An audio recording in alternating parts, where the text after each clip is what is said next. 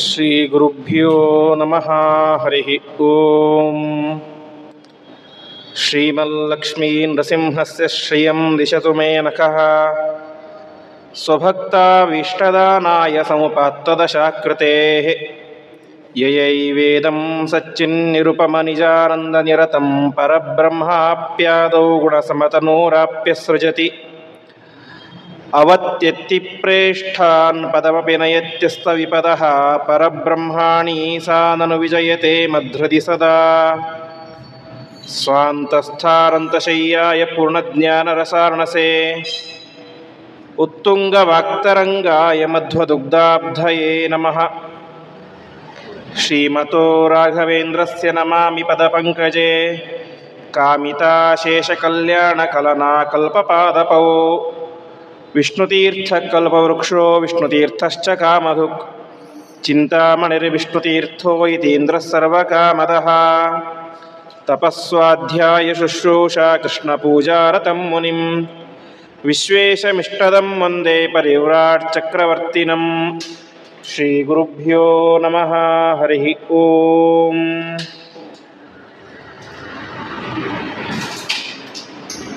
ಇಂದಿನಿಂದ 5 ದಿನಗಳ ಕಾಲ ಎನ್ಆರ್ ಕಾಲೋನಿಯ ಈ ಒಂದು ರಾಯರ ದಿವ್ಯ ಸನ್ನಿಧಾನದಲ್ಲಿ ಭಾಗವತದ 6ನೇ ಸ್ಕಂದದಲ್ಲಿ ಬರುವಂತಹ ಸ್ತೋತ್ರ ರಾಜ ಎಂದೇ ಪ್ರಖ್ಯಾತವಾದಂತಹ ಎಲ್ಲ ವಿಧವಾದಂತಹ ದುಷ್ಟ ಶಕ್ತಿಗಳನ್ನು ದೂರ ಓಡಿಸಿ ನಮ್ಮನ್ನು ಕವಚದಂತೆ ಕಾಪಾಡುವಂತಹ ಒಂದು ಸ್ತೋತ್ರ, ಅದು ನಾರಾಯಣ ವರ್ಮ. ಅಂತಹ ನಾರಾಯಣ ವರ್ಮದ ಯಥಾಮತಿಯಾದಂತಹ ಚಿಂತನೆಯನ್ನು ನಾವೆಲ್ಲರೂ ಕೂಡ ಸೇರಿ ಇಲ್ಲಿ ಮಾಡೋಣ. ಉಪನಿಷತ್ನಲ್ಲಿ ಬರುವಂತಹ ಒಂದು ಮಾತು, ಯದೇವ ಶ್ರದ್ಧೆಯ ಕರೋತಿ ವಿದ್ಯೆಯ ಉಪನಿಷದ ತದೇವ ವೀರ್ಯವತ್ತರಂ ಭವತಿ ಅಂತ. ಯಾವುದೇ ಒಂದು ಸತ್ಕರ್ಮ ಆಗಲಿ, ಜಪ, ಸಂಧ್ಯಾ ವಂದನೆ, ದೇವರ ಪೂಜೆ, ಪಿತೃಕಾರ್ಯ, ದೇವಕಾರ್ಯ ಆಗಲಿ ಅಥವಾ ಸ್ತೋತ್ರಗಳ ಪಾರಾಯಣ ಏನೇ ಆಗಲಿ, ಅಂತಹ ಸತ್ಕರ್ಮ ನಮಗೆ ಪರಿಪೂರ್ಣವಾದಂತಹ ಫಲವನ್ನು ಯಾವಾಗ ಕೊಡುತ್ತೆ ಅಂತ ಹೇಳಿದ್ರೆ ಅದರ ಜೊತೆಗೆ 3 ಅಂಶಗಳು ಸೇರಿರಬೇಕು ಅಂತ ಶಾಸ್ತ್ರ ನಮಗೆ ಹೇಳುತ್ತೆ. ಒಂದು ವಿದ್ಯೆ, ಇನ್ನೊಂದು ಶ್ರದ್ಧೆ, ಇನ್ನೊಂದು ಉಪನಿಷತ್ತು ಎಂಬುದಾಗಿ. ವಿದ್ಯೆ ಅಂತಂದರೆ ಏನು ಮಾಡ್ತಾ ಇದ್ದೀವಿ, ಯಾತಕ್ಕೋಸ್ಕರ ಮಾಡ್ತಾ ಇದ್ದೀವಿ ಅಂತ ಅದ್ರ ಬಗ್ಗೆ ತಿಳ್ಕೊಳ್ಬೇಕು, ಇದು ವಿದ್ಯೆ ಅಂತ. ಎರಡನೆಯದು ಶ್ರದ್ಧೆ, ಅದರಲ್ಲಿ ಇನ್ವಾಲ್ವ್ಮೆಂಟ್ ಆಗಿ ಶ್ರದ್ಧೆಯಿಂದ ಕಾರ್ಯವನ್ನು ಮಾಡಬೇಕು. ಮೂರನೆಯದ್ದು ಉಪನಿಷತ್ತು ಅಂತ. ಉಪನಿಷತ್ತು ಅಂತಂದರೆ ಅದರ ಮೇಲೆ ಒಂದು ಪಾಸಿಟಿವ್ ಮೈಂಡ್, ಇದು ನನಗೆ ವಿಹಿತ, ನಾನೊಬ್ಬ ಬ್ರಾಹ್ಮಣ, ನನಗೆ ಸಂಧ್ಯಾ ವಂದನೆ ವಿಹಿತ, ಹೀಗೆ ಇದು ನನಗೆ ವಿಹಿತ ಎಂಬುದಾಗಿ ತಿಳಿದುಕೊಂಡು ಮಾಡಬೇಕು. ಹೀಗೆ ಇದು ನನಗೆ ವಿಹಿತ, ಅದರ ಬಗ್ಗೆ ಪೂರ್ವಪರ ತಿಳಿದುಕೊಳ್ಳಬೇಕು ಮತ್ತು ಪ್ರಧಾನವಾಗಿ ಶ್ರದ್ಧೆ ಇರಬೇಕು. ಈ 3 ಅಂಶಗಳ ಜೊತೆ ಸೇರಿದಾಗ ಆ ಮಾಡುವಂತಹ ಯಾವುದೇ ಸತ್ಕರ್ಮ ಆಗಲಿ ಅದು ನಮಗೆ ವೀರ್ಯವತ್ತರಂ ಭವತಿ ಅಂತ ವಿಶಿಷ್ಟವಾದಂತಹ ಫಲವನ್ನು ಕೊಡುತ್ತೆ ಎಂಬುದಾಗಿ ಹೇಳ್ತಾರೆ. ಹಾಗೆ ಸ್ತೋತ್ರಗಳ ಪಾರಾಯಣ ಆದರೂ ಕೂಡ ಆಯಿತು, ಅದರ ಅರ್ಥವನ್ನು ತಿಳಿದುಕೊಂಡು ಮಾಡಿದಾಗ ನಮಗೆ ಅದರಲ್ಲಿ ವಿಶಿಷ್ಟವಾದಂಥ ಶ್ರದ್ಧೆ ಮೂಡುತ್ತೆ. ಅಷ್ಟು ಮಾತ್ರ ಅಲ್ಲ, ತಪ್ಪುಗಳು ಜಾಸ್ತಿ ಆಗದೇ ಇರುವಂತೆ ನಮಗೆ ಅದರ ಕಡೆ ಗಮನ ಹೋಗುತ್ತೆ. ಯಾಕೆಂದರೆ ಸುಮ್ಮನೆ ಪಾರಾಯಣ ಮಾಡ್ತಾ ಹೋದರೆ ತಪ್ಪುಗಳಾಗೋದು ಸಹಜ. ಅದೇ ಅರ್ಥವನ್ನು ತಿಳಿದುಕೊಂಡಾಗ ಅದರಲ್ಲಿ ತಪ್ಪುಗಳು ಆಗುವ ಸಾಧ್ಯತೆಗಳು ಬಹಳ ಕಡಿಮೆ ಇರುತ್ತೆ. ಹಾಗಾಗಿ ಯಾವುದೇ ಸ್ತೋತ್ರ ಆಗಲಿ ಅದರ ಅರ್ಥವನ್ನು ತಿಳಿದುಕೊಂಡು ಪಾರಾಯಣ ಮಾಡಬೇಕು ಎಂಬುದಾಗಿ ನಮಗೆ ಶಾಸ್ತ್ರ ಹೇಳುತ್ತೆ. ಹೀಗೆ ಅದರಲ್ಲಿ ಒಂದು ಸ್ತೋತ್ರ ನಾರಾಯಣ ವರ್ಮ ಎನ್ನುವಂತಹ ಸ್ತೋತ್ರ. ವಿಶೇಷವಾಗಿ ನಮ್ಮ ಭಾರತೀಯ ದರ್ಶನ ಪರಂಪರೆಯಲ್ಲಿ ಸ್ತೋತ್ರಗಳಿಗೆ ಹೆಚ್ಚು ಪ್ರಾಮುಖ್ಯತೆಯನ್ನು ಕೊಟ್ಟಿದ್ದಾರೆ. ವಾಸ್ತವಿಕವಾಗಿ ನಮ್ಮ ಮಧ್ವ ಸಿದ್ಧಾಂತದ ಪ್ರಕಾರ ಪ್ರತಿಯೊಂದು ಅಕ್ಷರಗಳು ಪರಮಾತ್ಮನ ಸ್ತೋತ್ರ. ಅಷ್ಟು ಮಾತ್ರ ಅಲ್ಲ, ಸಮುದ್ರದ ಭೋರ್ಗರಿತವೂ ಪರಮಾತ್ಮನ ಸ್ತೋತ್ರ, ಪಕ್ಷಿಗಳ ಚಿಲಿಪಿಲಿಯೂ ಪರಮಾತ್ಮನ ಸ್ತೋತ್ರ. ಹೀಗೆ ಶ್ರೋತ ಸಮಸ್ತ ಆಗಿರಹ ಎಂಬುದಾಗಿ ಜಗತ್ತಿನಲ್ಲಿ ಇರುವಂತಹ ಪ್ರತಿಯೊಂದು ಶಬ್ದಗಳು, ಧ್ವನಿಗಳು, ಅಕ್ಷರಗಳು ಕೂಡ ಪರಮಾತ್ಮನ ಸ್ತೋತ್ರ ಎಂಬುದಾಗಿ ಹೇಳ್ತೇವೆ. ಆದರೆ ಅದರಲ್ಲೂ ಕೂಡ ವಿಶಿಷ್ಟವಾಗಿ ಹಿರಿಯರು, ಜ್ಞಾನಿಗಳು ರಚನೆ ಮಾಡಿಕೊಟ್ಟಿರುವಂತಹ ಸ್ತೋತ್ರಗಳು ಅದಕ್ಕೂ ವಿಶಿಷ್ಟವಾದಂತಹ ನಮಗೆ ಒಂದು ಪುಣ್ಯವನ್ನು ಸಂಪಾದನೆ ಮಾಡಿಕೊಡ್ತವೆ. ಆ ನಿಟ್ಟಿನಲ್ಲಿ ಒಂದು ಪುರಾಣ ಪ್ರಸಿದ್ಧವಾದಂತಹ ಸ್ತೋತ್ರ, ಅದು ನಾರಾಯಣ ವರ್ಮ ಅಥವಾ ನಾರಾಯಣ ಕವಚ. ಈ ಒಂದು ನಾರಾಯಣ ಮಂತ್ರದ ಜಪದಿಂದಾಗಿ, ನಾರಾಯಣ ವರ್ಮದ ಪಾರಾಯಣದಿಂದಾಗಿ ಈ ಮಂತ್ರ ನಮ್ಮನ್ನು ಕವಚದಂತೆ ರಕ್ಷಣೆ ಮಾಡುತ್ತೆ ಅಂತ. ಕವಚ ಅಂದರೆ ನಮಗೆಲ್ಲ ಗೊತ್ತೇ ಇರುತ್ತೆ. ಯುದ್ಧಕ್ಕೆ ಹೋಗಬೇಕಾದರೆ ಎದುರಾಳಿಗಳ ಬಾಣ ನಮಗೆ ಬೀಳಬಾರದು ಎನ್ನುವಂಥ ಉದ್ದೇಶದಿಂದಾಗಿ ಕವಚವನ್ನು ಹಾಕ್ಕೊಂಡಿರ್ತಾರೆ. ಕಬ್ಬಿಣದ್ದು ಇತ್ಯಾದಿ ಯಾವುದೋ ಒಂದು ಕವಚವನ್ನು ಹಾಕ್ಕೊಂಡಿರ್ತಾರೆ. ಇತ್ತೀಚಿನ ಕಾಲದಲ್ಲಿ ಅದೆಲ್ಲ ಮಾಯವಾಗಿ ಬುಲೆಟ್ ಪ್ರೂಫ್ ಜಾಕೆಟ್ಗಳಂತೆ ಬಂದಿವೆ. ಹಾಗೆ ಅದರಿಂದ ಏನಾಗುತ್ತೆ, ನಮ್ಮ ರಕ್ಷಣೆ ಆಗುತ್ತೆ. ಹಾಗೆ ಈ ನಾರಾಯಣ ವರ್ಮದ ಪಾರಾಯಣದಿಂದಾಗಿಯೂ ಕೂಡ ನಮ್ಮನ್ನು ರಕ್ಷಣೆ ಮಾಡುತ್ತೆ ಕವಚದಂತೆ. ಹಾಗಾಗಿ ಇದಕ್ಕೆ ನಾರಾಯಣ ಕವಚ ಅಂತಲೂ ಕೂಡ ಹೆಸರಿದೆ. ವಿಶೇಷವಾಗಿ ಈ ಮಂತ್ರದಲ್ಲಿ ಪರಮಾತ್ಮನ 36 ರೂಪಗಳನ್ನು ಪ್ರಾರ್ಥನೆ ಮಾಡುವುದು. ಪರಮಾತ್ಮ ನಮ್ಮನ್ನು ರಕ್ಷಣೆ ಮಾಡುವಂಥ ಪರಮಾತ್ಮನ 36 ರೂಪಗಳನ್ನು ಪ್ರಾರ್ಥನೆ ಮಾಡುವಂತಹ ದಿವ್ಯವಾದಂತಹ ಸ್ತೋತ್ರ ಅದು ನಾರಾಯಣ ವರ್ಮ. ಹೆಸರು ಇದಕ್ಕೆ ನಾರಾಯಣ ವರ್ಮ ಅಂತ. ನಾರಾಯಣ ಶಬ್ದಕ್ಕೆ 106 ಅರ್ಥಗಳನ್ನು ನಾವು ನೋಡ್ತೇವೆ. ಅದರಲ್ಲಿ ಪ್ರಧಾನವಾದ ಅರ್ಥಗಳು ಅಂತಂದರೆ, ಇಡೀ ಮನುಷ್ಯ ಸಮುದಾಯಕ್ಕೆ, ನರ ಸಮುದಾಯಕ್ಕೆ ಯಾರು ಪ್ರಧಾನವಾಗಿ ಆಶ್ರಯನಾಗಿದ್ದಾನೋ ಅವನು ನಾರಾಯಣ ಅಂತ. ನಾರ ಅಂದರೆ ಮನುಷ್ಯರ ಸಮುದಾಯ, ಅದಕ್ಕೆ ಪರಮಾತ್ಮ ಏನಾಗಿದ್ದಾನೆ, ಆಶ್ರಯನಾಗಿದ್ದಾನೆ. ಹಾಗಾಗಿ ಪರಮಾತ್ಮನಿಗೆ ನಾರಾಯಣ ಅಂತ ಹೆಸರು ಅಂತ. ಇದು ಒಂದು ಅರ್ಥ. ಇನ್ನೊಂದು ಅರ್ಥ, ನರ ಅಂದರೆ, ಅರ ಅಂದರೆ ದೋಷ. ಯಾರಲ್ಲಿ ದೋಷ ಇಲ್ಲವೋ ಅವನು ನಾರ ಅಂತ. ನಾವೆಲ್ಲರೂ ಕೂಡ ಅರರು, ನಮ್ಮಲ್ಲಿ ದೋಷಗಳಿದ್ದಾವೆ, ಅನೇಕ ರೀತಿಯಾದಂಥ ದೋಷಗಳಿದ್ದಾವೆ. ನಾವು ನೋಡುವಂತೆ ವಿರಿಂಚಿ ಸೃಷ್ಟಂ ಸಕಲಂ ಸದೋಷಂ ಅಂತ ಬ್ರಹ್ಮದೇವರು ಯಾರ್ಯಾರನ್ನು ಸೃಷ್ಟಿ ಮಾಡಿದ್ದಾರಲ್ಲ ಅವರೆಲ್ಲರಲ್ಲೂ ಕೂಡ ದೋಷ ಇದ್ದೇ ಇದೆ. ಸಣ್ಣ ಪುಟ್ಟ ದೋಷಗಳು ಇದ್ದೇ ಇರ್ತವೆ. ಹಾಗಾಗಿ ಎಲ್ಲರೂ ಕೂಡ ಅರರು, ಸಾರರು, ದೋಷ ಇರುವಂಥವರು. ಪರಮಾತ್ಮನೊಬ್ಬನೇ ನಾರ, ದೋಷರಹಿತನಾದಂಥವನು. ಹಾಗಾಗಿ ಅವರಿಗೆ ನಾರಾಯಣ ಅಂತ ಹೆಸರು ಅಂತ ಶಾಸ್ತ್ರ ಹೇಳುತ್ತೆ. ಅಂತಹ ಪರಮಾತ್ಮನನ್ನು ಚಿಂತನೆ ಮಾಡುವಂತಹ ಸ್ತೋತ್ರ. ವಿಶೇಷವಾಗಿ ಈ ನಾರಾಯಣ ವರ್ಮದ ಬಗ್ಗೆ ಭಾಗವತದ 6ನೇ ಸ್ಕಂದದ 8ನೇ ಅಧ್ಯಾಯದಲ್ಲಿ ಬರುತ್ತೆ. ಅಷ್ಟು ಮಾತ್ರ ಅಲ್ಲ, ಬೃಹದಾರಣ್ಯಕೋಪನಿಷತ್ತಿಗೆ ಭಾಷ್ಯವನ್ನು ಬರೀಬೇಕಾದ್ರೆ ಆಚಾರ್ಯರು ಅಲ್ಲಿಯೂ ಕೂಡ ಈ ಒಂದು ನಾರಾಯಣ ವರ್ಮದ ಒಂದು ಮಾಹಿತಿಯನ್ನು ನಮಗೆ ಕೊಡ್ತಾರೆ. ಅಲ್ಲಿ ಕಥೆ ಒಳ್ಳೆ ರೋಚಕವಾಗಿ ಇದು ನಮಗೆ ಸಿಗುತ್ತೆ. ವಿಶೇಷವಾಗಿ ಮಧುವಿದ್ಯಾ ಪ್ರಕರಣ ಅಂತ ಒಂದು ಪ್ರಕರಣ, 4ನೇ ಅಧ್ಯಾಯದಲ್ಲಿ ಬರುವಂಥ ಒಂದು ಪ್ರಕರಣ ಬೃಹದಾರಣ್ಯಕೋಪನಿಷತ್ತಿನಲ್ಲಿ. ಅಲ್ಲಿ ದಧೀಚಿ ಋಷಿಗಳು ವಿಶೇಷವಾಗಿ ಅಶ್ವಿನಿ ದೇವತೆಗಳಿಗೆ ಈ ಒಂದು ನಾರಾಯಣ ವರ್ಮದ ಉಪದೇಶವನ್ನು ಮಾಡ್ತಾರೆ ಅಂತ ಬರುತ್ತೆ. ದಧೀಚಿ ಋಷಿಗಳು ಅಂತಂದರೆ ನಾರಾಯಣ ವರ್ಮದ ನಿರಂತರವಾಗಿ ಜಪವನ್ನು ಮಾಡಿ ಮಾಡಿ ಮಾಡಿ ಮಾಡಿ ಅದನ್ನು ಅಸ್ಥಿಗತವನ್ನಾಗಿ ಮಾಡಿಕೊಂಡಂತಹ ದೊಡ್ಡ ಜ್ಞಾನಿಗಳು ದಧೀಚಿ ಋಷಿಗಳು. ಆ ದಧೀಚಿ ಋಷಿಗಳು ವಿಶೇಷವಾಗಿ ಈ ಒಂದು ಅಶ್ವಿನಿ ದೇವತೆಗಳಿಗೆ ಒಂದು ಬ್ರಹ್ಮವಿದ್ಯೆ, ಅದೇ ರೀತಿಯಾಗಿ ನಾರಾಯಣ ವರ್ಮ ಮತ್ತು ಹಯಗ್ರೀವ ಬ್ರಹ್ಮವಿದ್ಯೆ ಅಂತ ಅನೇಕ ವಿದ್ಯೆಗಳನ್ನು ಉಪದೇಶ ಮಾಡ್ತಾರೆ. ಈ ಸಂದರ್ಭದಲ್ಲಿ ಏನಾಗಿತ್ತು, ಈ ಮೊದಲು ದಧೀಚಿ ಋಷಿಗಳು ಇಂದ್ರನಿಗೆ ಇದರ ಒಂದು ಉಪದೇಶವನ್ನು ಕೊಟ್ಟಿದ್ದರು. ಆ ಸಂದರ್ಭದಲ್ಲಿ ಇಂದ್ರ ಹೇಳ್ತಾನೆ ಅಂತೆ, ನೋಡಿ ಇದು ಬಹಳ ಪವರ್ಫುಲ್ ಆದಂತಹ ಮಂತ್ರ, ಸಾಮಾನ್ಯ ಮಂತ್ರ ಅಲ್ಲ. ಹಾಗಾಗಿ ನೀವು ಈ ಮಂತ್ರವನ್ನು ಬೇರೆಯವರಿಗೆ ಉಪದೇಶ ಮಾಡಬಾರದು. ಯಾಕೆ, ಕೊಟ್ಬಿಟ್ರೆ ಮತ್ತು ಅವ್ರಿಗೆ ಪವರ್ ಬಂದ್ಬಿಡುತ್ತೆ, ನನ್ನ ಮೇಲೆ ಆಕ್ರಮಣ ಮಾಡಿಬಿಡ್ತಾನೆ ಅಂತ ಒಂದು ರೀತಿಯ ಸ್ವಾರ್ಥ. ಹಾಗಾಗಿ ಅಂತಹ ಸ್ವಾರ್ಥದಿಂದಾಗಿ ಇಂದ್ರ ಹೇಳ್ತಾನೆ, ದಧೀಚಿಗಳೇ ನೋಡಿ, ಒಂದು ವೇಳೆ ನೀವೇನಾದರೂ ಈ ನಾರಾಯಣ ವರ್ಮದ ಉಪದೇಶವನ್ನು ಬೇರೆಯವರಿಗೆ ದಾನ ಮಾಡಿದರೆ, ಹೇಳಿಕೊಟ್ಟರೆ, ಉಪದೇಶ ಮಾಡಿದರೆ ನಿಮ್ಮ ತಲೆಯನ್ನೇ ಕಡಿದು ಬಿಡ್ತೇನೆ ಅಂತ ಹೇಳಿಬಿಡ್ತಾನೆ. ದೊಡ್ಡ ಜ್ಞಾನಿಗಳು ದಧೀಚಿಗಳು, ಅಂತಹ ಜ್ಞಾನಿಗಳ ಹತ್ತಿರ ಒಂದು ಹೇಳ್ತಾನೆ, ನಿಮ್ಮ ತಲೆಯನ್ನು ಕಡಿತೇನೆ ಅಂತ. ದಧೀಚಿಗಳು ಆಯ್ತಪ್ಪ, ನಾರಿಗೂ ಉಪದೇಶ ಮಾಡೋದಿಲ್ಲ ಅಂತ ಹೇಳ್ಬಿಡ್ತಾರೆ. ಯಾಕಂದರೆ ಅವನೊಬ್ಬ ದೇವೇಂದ್ರ, ದೇವತೆಗಳಿಗೆ ರಾಜ, 8ನೇ ಕಕ್ಷೆಯಲ್ಲಿರುವಂಥ ತತ್ವಾಭಿಮಾನಿ ದೇವತೆ. ಹಾಗಾಗಿ ಅವನನ್ನು ಎದುರು ಹಾಕೊಳ್ಳೋದು ಸರಿಯಲ್ಲ ಅಂತ ಸರಿ ಅಂತ ಹೇಳಿಬಿಡ್ತಾರೆ. ಸ್ವಲ್ಪ ದಿವಸ ಆಯಿತು.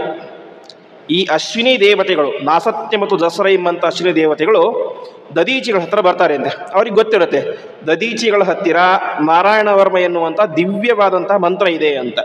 ಹಾಗಾಗಿ ಏನಾದರೂ ಮಾಡಿ ಅವರಿಂದ ಉಪದೇಶ ಪಡ್ಕೊಳ್ಬೇಕು ಅಂತ ಬರ್ತಾರೆ. ಕೊನೆಗೆ ಕೇಳ್ತಾರೆ, ನಮಗೆ ಆ ಉಪದೇಶವನ್ನು ಮಾಡಿ ಅಂತ. ಆವಾಗ ದಧೀಚಿಗಳು ಹೇಳ್ತಾರೆ, ನೋಡಿ, ನೀವು ಯೋಗ್ಯರಾದಂಥ ದೇವತೆಗಳೇನೆ, ಸಾಕ್ಷಾತ್ ದೇವ ವೈದ್ಯರು, ನಿಮ್ಮಂಥವರಿಗೆ ಉಪದೇಶ ಮಾಡೋದು ನನ್ನ ಕರ್ತವ್ಯ ಹೌದು. ಆದರೆ ನಾನು ಒಂದು ವೇಳೆ ಏನಾದರೂ ನಿಮಗೆ ಇದನ್ನು ಉಪದೇಶ ಮಾಡಿಬಿಟ್ರೆ ಏನಾಗುತ್ತೆ, ಮುಂದಿನ ಕ್ಷಣದಲ್ಲಿ ನನ್ನ ತಲೆಯೇ ಇರೋದಿಲ್ಲ ಅಂತ ಹೇಳ್ಬಿಡ್ತಾರೆ. ಅಶ್ವಿನಿ ದೇವತೆ ಹೇಳ್ತಾರೆ, ಪರವಾಗಿಲ್ಲ ಮಾಡಿ ಅಂತ. ಇವ್ರು ಏನಪ್ಪ ಇದು ನನ್ನ ಕತೆ ಏನು, ನಾನು ನಿಮ್ಗೆ ಉಪದೇಶ ನನ್ನ ತಲೆ ಕಳ್ಕೊಳ್ಬೇಕಾ, ನಾನು ಸಾಧ್ಯವೇ ಇಲ್ಲ ಅಂತ ಹೇಳ್ತಾರೆ. ಇಲ್ಲ, ಆ ರೀತಿ ಅರ್ಥ ಅಲ್ಲ, ನೀವು ಉಪದೇಶ ಮಾಡಿ ನಿಮ್ಮ ತಲೆಯನ್ನು ಉಳಿಸುವಂಥ ಜವಾಬ್ದಾರಿ ನಮ್ಮದು ಅಂತ. ಯಾಕೆ, ಅವರ್ಯಾರು? ವೈದ್ಯರು. ವೈದ್ಯರ ಕೆಲಸವೇನೇ ದೇಹದ ರಕ್ಷಣೆ ಮಾಡುವಂಥದ್ದು. ಹಾಗಾಗಿ ನೀವೇನೂ ಚಿಂತನೆ ಮಾಡಬೇಡಿ, ಇಂದ್ರ ಬಂದು ನಿಮ್ಮ ತಲೆಯನ್ನು ಕಡಿದರೂ ಕೂಡ ನಿಮ್ಮ ತಲೆಯನ್ನು ನಾವು ವಾಪಸ್ ನಿಮಗೆ ಜೋಡಿಸ್ತೇವೆ, ಇದರಲ್ಲಿ ಸಂಶಯ ಬೇಡ ಅಂತ ಹೇಳ್ತಾರೆ. ದದೀಚಿಗಳಿಗೆ ನಂಬಿಕೆ ಬರುತ್ತೆ. ಅಷ್ಟು ಮಾತ್ರ ಅಲ್ಲ, ಮಂತ್ರ ಅನ್ನೋದು ಒಳಗಡೆ ನಾವೇ ಮುಚ್ಚಿಟ್ಟುಕೊಂಡು ನಾವು ಒಬ್ಬರೇ ಉಪದೇಶ ಜಪ ಮಾಡುವುದಲ್ಲ. ಯೋಗ್ಯರು ಬಂದಾಗ ಅವರಿಗೆ ಅದನ್ನು ಉಪದೇಶ ಮಾಡುವುದು ಕರ್ತವ್ಯ. ಹಾಗಾಗಿ ಯೋಗ್ಯರು ಬಂದಿದ್ದಾರೆ, ನನಗೆ ಧೈರ್ಯವನ್ನು ಕೊಟ್ಟಿದ್ದಾರೆ, ಇಂದ್ರನಿಂದಾಗಿ ನಿಮ್ಮನ್ನು ರಕ್ಷಣೆ ಮಾಡ್ತೇವೆ ಅಂತ. ಹಾಗಾಗಿ ಅವರೇನು ಮಾಡ್ತಾರೆ, ಉಪದೇಶ ಮಾಡಲಿಕ್ಕೆ ಶುರು ಮಾಡ್ತಾರೆ. ಆವಾಗ ಅಶ್ವಿನಿ ದೇವತೆಗಳು ಹೇಳ್ತಾರೆ, ಬೇಡ ಬೇಡ, ಈ ತಲೆಯಿಂದ ಉಪದೇಶ ಮಾಡಬೇಡಿ ಅಂತ. ಈ ತಲೆಯಿಂದ ಉಪದೇಶ ಮಾಡಬೇಡಿ ಅಂದರೆ ಇದನಿಗೆ ಇರೋದೇ ಒಂದು ತಲೆ, ಬೇರೆ ಯಾರನ್ನು ಉಪದೇಶ ಬೇಕು ಅಂತ ಹೇಳ್ತಾರೆ. ಆವಾಗ ಅಶ್ವಿನಿ ದೇವತೆಗಳು ಹೇಳ್ತಾರೆ, ನಾವು ನಿಮ್ಮ ತಲೆಯನ್ನು ಕತ್ತರಿಸಿ ಕುದುರೆಯ ತಲೆಯನ್ನು ಕೂಡಿಸ್ತೇವೆ. ಆ ಕುದುರೆಯ ತಲೆಯಿಂದಾಗಿ ನೀವು ನಮಗೆ ನಾರಾಯಣ ವರ್ಮದ ಉಪದೇಶವನ್ನು ಮಾಡಿ, ಇಂದ್ರ ಬಂದು ನಿಮ್ಮ ತಲೆ ಕಡಿತಾನೆ. ಯಾವ ತಲೆ? ಕುದುರೆಯ ತಲೆ. ನಾವು ನಿಮಗೆ ಆಮೇಲೆ ಏನು ಮಾಡ್ತೇವೆ, ನಿಮ್ಮ ಮೊದಲಿನ ತಲೆಯನ್ನು ಕೂಡಿಸ್ತೇವೆ ಅಂತ ಹೇಳ್ತಾರೆ. ಸರಿ ಅಂತ ಒಪ್ಕೊಳ್ತಾರೆ. ದದಿ ಋಷಿಗಳು ಸಂಪ್ರದಾಯ ಪ್ರಕಾರ ಆ ಒಂದು ಇಬ್ಬರು ದೇವತೆಗಳು, ಅಶ್ವಿನಿ ದೇವತೆಗಳಿಗೆ ಕುದುರೆಯ ತಲೆಯ ಮೂಲಕ ಉಪದೇಶವನ್ನು ಮಾಡ್ತಾರೆ. ಮೊದಲೇ ಹೇಳಿದಂತೆ ತಲೆಯನ್ನು ಕತ್ತರಿಸ್ತಾರೆ ಮೊದಲು ಅಶ್ವಿನಿ ದೇವತೆಗಳು. ಆ ಕುದುರೆಯ ತಲೆಯಿಂದಾಗಿ ಉಪದೇಶವನ್ನು ಮಾಡ್ತಾರೆ. ಉಪದೇಶ ಮಾಡಿದ ನಂತರ ತಕ್ಷಣ ಇಂದ್ರ ಬರ್ತಾನೆ. ಅವ್ನು ಹಿಂದೆ ಮುಂದೆ ನೋಡೋದಿಲ್ಲ, ಇದು ಕುದುರೆಯ ತಲೆಯನ್ನು ಮನುಷ್ಯರ ತಲೆಯನ್ನು ನೋಡೋದಿಲ್ಲ. ಉಪದೇಶ ಮಾಡಿದ್ರೆ ಕತ್ತರಿಸಿ ಹೋಗಿಬಿಡ್ತಾನೆ ಅಷ್ಟೇ. ಯಾಕೆಂತಂದರೆ ಸಿಟ್ಟಿನಲ್ಲಿ ಇರುವಂಥವನಿಗೆ ತಾನು ಏನು ಮಾಡ್ತಿದ್ದಾನೆ ಗೊತ್ತಾಗೋದಿಲ್ಲ. ಏನೋ ಒಂದು ಒಟ್ಟು ಕೆಲಸ ಆಗಿಬಿಡ್ಬೇಕು ಅಷ್ಟೇ, ಸಿಟ್ಟು ಕಡಿಮೆ ಆಗಬೇಕು ಅಂತ. ಹಾಗೆ ತನಗೆ ಸಿಟ್ಟು ಬಂದಿದೆ, ಬಂದು ತಲೆ ಕಡಿದು ಬಿಟ್ಟ. ಅದು ಕುದುರೆಯ ತಲೆಯನ್ನು ಏನೋ ಅವನು ಗಮನಿಸಲೇ ಇಲ್ಲ, ಕಡಿದು ಹೋಗಿಬಿಟ್ಟ. ಅಶ್ವಿನಿ ದೇವತೆಗಳು ಬರ್ತಾರೆ, ಆ ಕುದುರೆಯ ತಲೆಯನ್ನು ಸೈಡಿಗೆ ತೆಗೆದಿಟ್ಟು ಅವರ ಮೊದಲ ತಲೆಯನ್ನು, ಮನುಷ್ಯರ ತಲೆಯನ್ನು ಅವರಿಗೆ ಜೋಡಿಸ್ತಾರೆ. ದದೀಚಿಗಳು ಮೊದಲಿನಂತೆ ಆಗ್ತಾರೆ ಅಂತ. ಇದು ನಾರಾಯಣ ವರ್ಮದ ಜಪವನ್ನು ನಿರಂತರವಾಗಿ ಮಾಡಿದ್ದರ ಪರಿಣಾಮವಾಗಿ ಇನ್ನೊಂದು ತಲೆಯನ್ನು ಕತ್ತರಿಸಿ ಮತ್ತೊಂದು ತಲೆಯನ್ನು ಇಡುವಷ್ಟು ಒಂದು ಸಾಮರ್ಥ್ಯವನ್ನು ಅವರು ಯೋಗ್ಯತೆಯನ್ನು ಪಡೆದಿದ್ದರು. ಯೋಗ್ಯತೆ ಇರಬೇಕು, ಯೋಗ್ಯತೆ ಇಲ್ಲದೆ ಹೋದರೆ ಸಾಧ್ಯ ಆಗೋದಿಲ್ಲ. ಹಾಗಾಗಿ ಇಂತಹ ಒಂದು ಮಹತ್ವ ಈ ಒಂದು ನಾರಾಯಣ ವರ್ಮಕ್ಕೆ ಇದೆ. ಹೀಗೆ ಇದೊಂದು ಹಿನ್ನೆಲೆ. ಭಾಗವತದಲ್ಲಿ ಒಟ್ಟು ನಮಗೆ 2 ಸ್ಕಂದಗಳಲ್ಲಿ ಇದರ ಒಂದು ಚಿಂತನೆ ಎಂಬುದು ಬರುತ್ತೆ. ಮೊದಲು 7ನೇ ಸ್ಕಂದದಲ್ಲಿ ಈ ನಾರಾಯಣ ವರ್ಮ ಇಂದ್ರ ಉಪದೇಶ ಪಡೆಯೋದಕ್ಕೆ ಹಿನ್ನೆಲೆ ಏನು ಅಂತ. ಅಂದರೆ ಇದರ ಅರ್ಥ, ವಿಶ್ವರೂಪಾಚಾರ್ಯರಿಂದಾಗಿ ನಾರಾಯಣ ವರ್ಮದ ಉಪದೇಶವನ್ನು ಪಡೆದುಕೊಂಡ ಇಂದ್ರ. ಹಾಗಂದ ತಕ್ಷಣ ಅವನಿಗೆ ಇದಕ್ಕಿಂತ ಮುಂಚೆ ಉಪದೇಶ ಇಲ್ಲವೇ ಇರಲಿಲ್ಲ ಅಂತ ಅರ್ಥ ಅಲ್ಲ. ಉಪದೇಶ ಇತ್ತು, ಆದರೂ ಕೂಡ ತನಗಿಂತ ಹಿರಿಯರು ಯೋಗ್ಯರು ಬಂದಾಗ ಅವರ ಮೂಲಕ ಮತ್ತೊಮ್ಮೆ ಅದನ್ನು ಕೇಳಬೇಕು. ಕೇಳಿದಾಗ ಅದರ ಮಂತ್ರಕ್ಕೆ ಒಂದಿಷ್ಟು ಪವರ್ ಜಾಸ್ತಿ ಆಗುತ್ತೆ ಎನ್ನುವಂಥ ಉದ್ದೇಶದಿಂದಾಗಿ ಕೇಳ್ತಾನೆ. ಹೇಗೆ ರಾಮದೇವರು ತಮಗೆ ಮಂತ್ರಗಳ ಉಪದೇಶ ಇದ್ದರೂ ಕೂಡ ತಾವೇ ಮಾಡಿದರು, ವಿಶ್ವಾಮಿತ್ರರ ಮೂಲಕ ಮಂತ್ರಗಳ ಉಪದೇಶ ಪಡೆದುಕೊಂಡರು. ಹಾಗೆ ಇಲ್ಲಿ ಇಂದ್ರನು ಕೂಡ ಜಗತ್ತಿಗೆ ಆ ಒಂದು ಮಾರ್ಗದರ್ಶನ ಕೊಡಲಿಕ್ಕೋಸ್ಕರ ಗುರುಗಳ ಮೂಲಕ ಮಂತ್ರೋಪದೇಶ ಪಡಿತಾನೆ. ಮುಂದೆ ಅದರ ಹಿನ್ನೆಲೆಯನ್ನು ಹೇಳ್ತಾ ಹೋಗ್ತಾರೆ. ಇಂದ್ರ ತ್ರಿಭುವನೈಶ್ವರ್ಯ ಮಧೋಲ್ಲಂಘಿತ ಸತ್ಪಥಃ ಮರುದ್ಭಿ ವಸುಭಿ ರುದ್ರೈ ಆದಿತ್ಯೈ ರುಭುಭಿರ್ನೃಪ ಅಂತ ಶುಕಾಚಾರ್ಯರು ಪರೀಕ್ಷಿತ್ ಮಹಾರಾಜನಿಗೆ ಉಪದೇಶವನ್ನು ಮಾಡ್ತಾ ಇದ್ದಾರೆ. ಇದರ ಹಿನ್ನೆಲೆ ಏನು ಅಂತಂದರೆ, ಇಂದ್ರ ಶಬ್ದಕ್ಕೆ ಅರ್ಥ ಏನೇ, ಭಾರಿ ಶ್ರೀಮಂತ, ಒಡೆಯ ಅಂತ ಅರ್ಥ. ಅಂತಹ ಇಂದ್ರ ಒಂದು ಸಲ ಸುಧರ್ಮ ಎನ್ನುವಂಥ ಸಭೆಯಲ್ಲಿ ಕೂತ್ಕೊಂಡಿರ್ತಾನೆ. ಸುಧರ್ಮ ಸಭೆ ಅಂತಂದರೆ ದೇವಲೋಕದಲ್ಲಿ ನಡೆಯುವಂತಹ ಸಭೆ. ಆ ಸಭೆಯಲ್ಲಿ ಕೂತ್ಕೊಂಡಿರ್ತಾನೆ. ಸುತ್ತಲೂ ಕೂಡ ಅನೇಕ ಜನ ವಸುದೇವತೆಗಳು, ರುದ್ರರು ಮುಂತಾದಂತಹ ಎಲ್ಲ ದೇವಾನುದೇವತೆಗಳು ಕೂಡ ಕೂತ್ಕೊಂಡಿರ್ತಾರೆ. ಅಂತಹ ತುಂಬಿದಂತಹ ಆ ಸಭೆಗೆ ದೇವತೆಗಳ ಗುರುಗಳಾದಂತಹ ಬೃಹಸ್ಪತ್ಯಾಚಾರ್ಯರು ಆ ಸಭೆಗೆ ಬರ್ತಾರೆ. ಸಾಮಾನ್ಯವಾಗಿ ಎಂತಹ ದೊಡ್ಡ ವ್ಯಕ್ತಿ ಆದರೂ ಕೂಡ ತನ್ನ ಗುರುಗಳು ಬಂದಾಗ ಎದ್ದು ನಮಸ್ಕಾರ ಮಾಡುವುದು, ಗೌರವ ಸಲ್ಲಿಸುವುದು ಅವನ ಆದ್ಯ ಕರ್ತವ್ಯ. ಇಂದ್ರ ವಾಸ್ತವಿಕವಾಗಿ ಕಕ್ಷೆಯ ತಾರತಮ್ಯದಲ್ಲಿ ನೋಡಿದರೆ ಬೃಹಸ್ಪತ್ಯಾಚಾರ್ಯಗಿಂತ ದೊಡ್ಡವನು, ಆದರೂ ಕೂಡ ಗುರುಗಳು ಅಂತ ಗೌರವ ಸಲ್ಲಿಸಬೇಕಾಗಿತ್ತು. ಆದರೆ ಇಂದ್ರ ಮಾತ್ರ ತಾನೇನು ಮಾಡಿದ, ನಾಭ್ಯನಂದತ ಸಂಪ್ರಾಪ್ತಂ ಆಸನಾದಿಭಿಹಿ ಅಂತ ಬಂದಂತಹ ಗುರುಗಳಿಗೆ ಗೌರವವನ್ನೇ ಕೊಡಲಿಲ್ಲ. ತನ್ನ ಮನೆಗೆ ಬಂದಂತಹ ಗುರುಗಳಿಗೆ ಗೌರವವನ್ನೇ ಕೊಡಲಿಲ್ಲ. ನಮಗೆ ಧರ್ಮಶಾಸ್ತ್ರ ಒಂದು ಮಾತನ್ನು ಹೇಳುತ್ತೆ, ಮನೆಗೆ ಬಂದಂಥ ಅತಿಥಿಗಳಿಗೆ ನಾವು ಯಾವ ರೀತಿಯಾಗಿ ಗೌರವವನ್ನು ಸಲ್ಲಿಸಬೇಕು ಅಂತ. ದೃಷ್ಟಿಂ ದದ್ಯಾತ್ ಮನೋದದ್ಯಾತ್ ವಾಚಂ ದದ್ಯಾಚ ಸುನೃತಂ ಉತ್ಥಾಯ ಚಾಸನಂ ದದ್ಯಾತ್ ಏಷಃ ಧರ್ಮ ಸನಾತನಃ ಅಂತ. ಮನೆಗೆ ಬಂದಂಥ ಅತಿಥಿಗಳಿಗೆ ಮೊದಲು ಕಣ್ಣಿಂದ ನೋಡ್ಬೇಕಂತವ್ರನ್ನ. ಸುಮ್ಮನೆ ದೃಷ್ಟಿಯೆಲ್ಲ ಇಟ್ಕೊಂಡು ಅವ್ರಿಗೆ ಮಾತಾಡಿಸಿಬಿಟ್ರೆ ಅದು ಸರಿ ಆಗೋದಿಲ್ಲ. ಹಾಗಾಗಿ ದೃಷ್ಟಿ ಕೊಟ್ಟು ಅವರನ್ನು ನೋಡಬೇಕು ಮೊದಲು. ಆಮೇಲೆ ದೃಷ್ಟಿಂ ದದ್ಯಾತ್ ಮನೋದದ್ಯ, ಮನಸ್ಸು ಅವ್ರ ಕಡೆನೇ ಇರಬೇಕು. ನಮ್ಮ ದೃಷ್ಟಿಯೂ ಅವರ ಕಡೆ ಇರಬೇಕು, ಮನಸ್ಸು ಅವರ ಕಡೆನೇ ಇರಬೇಕು. ಮನಸ್ಸೆಲ್ಲ ಇಟ್ಕೊಂಡ್ಬಿಟ್ರೆ ಅದು ನಮ್ಮ ಅನರ್ಥಕ್ಕೆ ಕಾರಣ ಆಗುತ್ತೆ. ಮತ್ತು ವಾಚಂ ದದ್ಯಾತ್, ಅವರ ಜೊತೆಗೆ ಪ್ರೀತಿಯಿಂದ ಮಾತನಾಡಬೇಕು, ಸಿಟ್ಟಿಯಿಂದ ಮಾತನಾಡೋದಲ್ಲ. ವಾಚಂ ದದ್ಯಾಚ ಸೂನೃತಂ, ಒಳ್ಳೆ ಮಾತನಾಡಬೇಕು. ಅಷ್ಟೇ ಅಲ್ಲ, ಉತ್ಥಾಯ ಚಾಸನಂ ದದ್ಯಾತ್, ಅವರಿಗೆ ಕೂತ್ಕೊಳ್ಳಿ ಅಂತ ಆಸನ ಕೊಡಬೇಕು. ಆಸನ ಕೊಡಬೇಕು ಅಂದ ತಕ್ಷಣ ಅಲ್ಲಿದೆ ಆಸನ ಕೂತ್ಕೊಳ್ಳಿ ಅಂತ ನಾವೇ ಕೂತ್ಕೊಂಡಿರಿ ಹೇಳಬಾರ್ದು ಅಂತೆ. ಉತ್ಥಾಯ, ಕುಳಿತ ಆಸನದಿಂದ ನಾವು ಮೊದಲು ಎದ್ದುಕೊಂಡು ಆಮೇಲೆ ಏನು ಮಾಡಬೇಕು, ಅವರಿಗೆ ಆಸನ ಕೊಡಬೇಕು. ಇದು ಏಷಃ ಧರ್ಮ ಸನಾತನಃ, ಸನಾತನವಾದಂತಹ ಅತಿಥಿಗಳನ್ನು ಪೂಜೆ ಮಾಡುವಂಥ ಒಂದು ಧರ್ಮ ಅಂತ ನಮಗೆ ಶಾಸ್ತ್ರಗಳು ಹೇಳ್ತವೆ. ಹಾಗೆ ಮನೆಗೆ ಬಂದದ್ದು ಯಾರೋ ಸಾಮಾನ್ಯ ಅತಿಥಿಗಳಲ್ಲ. ಇಂದ್ರ ಇವತ್ತು ಇಷ್ಟೆಲ್ಲ ಐಶ್ವರ್ಯವನ್ನು ಅನುಭವಿಸ್ತಾ ಇದ್ದಾನೆ ಅಂತ ಹೇಳಿದ್ರೆ ಅದಕ್ಕೆ ಕಾರಣ ಯಾರು? ಗುರುಬಲ, ದೇವತೆಗಳ ಗುರುಗಳಾದಂಥ ಬೃಹಸ್ಪತ್ಯಾಚಾರ ಆಶೀರ್ವಾದ. ಅಂತಹ ಬೃಹಸ್ಪತ್ಯಾಚಾರ ಮನೆಗೆ ಬಂದರೆ ಕನಿಷ್ಠ ಎದ್ದು ನಿಂತು ಗೌರವ ಕೊಡಲಿಲ್ಲ. ಅಷ್ಟು ಮಾತ್ರ ಅಲ್ಲ, ಅವರ ಕಡೆಯೇ ನೋಡಲೇ ಇಲ್ಲ ಅಂತೆ. ನೋಡಿದರೆ ಮತ್ತೆ ಎದ್ದು ನಿಂತ್ಕೋಬೇಕು. ಹಾಗಾಗಿ ಅವರ ಕಡೆ ದೃಷ್ಟಿಯನ್ನೇ ಕೊಡಲಿಲ್ಲ ಎಂಬುದಾಗಿ ಹೇಳ್ತಾ ಇದ್ದಾರೆ. ಉಳಿದವರೆಲ್ಲರೂ ಕೂಡ ಎದ್ದು ನಿಂತು ಗೌರವ ಕೊಟ್ಟರು ಬೇರೆ ದೇವತೆಗಳು. ಆದರೆ ಪ್ರಧಾನವಾಗಿ ದೇವತೆಗಳ ರಾಜನಾದಂತಹ ದೇವೇಂದ್ರನೇ ಎದ್ದು ನಿಂತು ಗೌರವ ಕೊಡಲಿಲ್ಲ. ಈ ಸಂದರ್ಭದಲ್ಲಿ ಬೃಹಸ್ಪತ್ಯಾಚಾರ್ಯರಿಗೆ ಬೇಸರ ಆಯಿತು. ಒಂದು ಮಾತು ಕೂಡ ಅವ್ರು ಆಡಲಿಲ್ಲ, ನೇರವಾಗಿ ಅಲ್ಲಿಂದ ಅದೃಶ್ಯರಾಗಿ ಹೋಗಿಬಿಟ್ರು. ಇಷ್ಟೆಲ್ಲ ಆದ ಮೇಲೆ ದೇವೇಂದ್ರನಿಗೆ ಬುದ್ಧಿ ಬಂತು, ಅಯ್ಯಯ್ಯೋ ನಾನೆಂಥ ದೊಡ್ಡ ತಪ್ಪು ಮಾಡಿಬಿಟ್ಟೆ ಅಂತ. ನನ್ನ ಗುರುಗಳು ಮನೆಗೆ ಬಂದಾಗ ಕನಿಷ್ಠ ಅವರಿಗೆ ಗೌರವವನ್ನು ಕೊಡಲಿಲ್ಲ ಅಂತ ನೇರವಾಗಿ ಗುರುಗಳ ಹತ್ರ ಕ್ಷಮೆ ಕೇಳಬೇಕು ಅಂತ ತೀರ್ಮಾನ ಮಾಡ್ತಾನೆ. ನೇರವಾಗಿ ಅವ್ರ ಮನೆಗೆ ಹೋಗ್ತಾನೆ. ಮನೆಗೆ ಹೋದರೂ ಕೂಡ ಗುರುಗಳು ಕಾಣಿಸಲೇ ಇಲ್ಲ. ಇದನ್ನೇ ಗುರು ಅಸ್ತಾಗೋದು ಅಂತ ಹೇಳಿಬಿಡೋದು. ಗುರುಗಳು ಕಾಣಿಸಲೇ ಇಲ್ಲ. ಎಷ್ಟು ಕಡೆ ಪ್ರಯತ್ನ ಮಾಡಿ ಹುಡುಕ್ತಾನೆ, ಎಷ್ಟು ಹುಡುಕಿದರೂ ಕೂಡ ಏನಾಗಲಿಲ್ಲ, ಬೃಹಸ್ಪತ್ಯಾಚಾರ್ಯರು ಕಾಣಿಸಲೇ ಇಲ್ಲ. ಆವಾಗ ಈ ವಿಚಾರ ಯಾರಿಗೆ ಗೊತ್ತಾಯಿತು?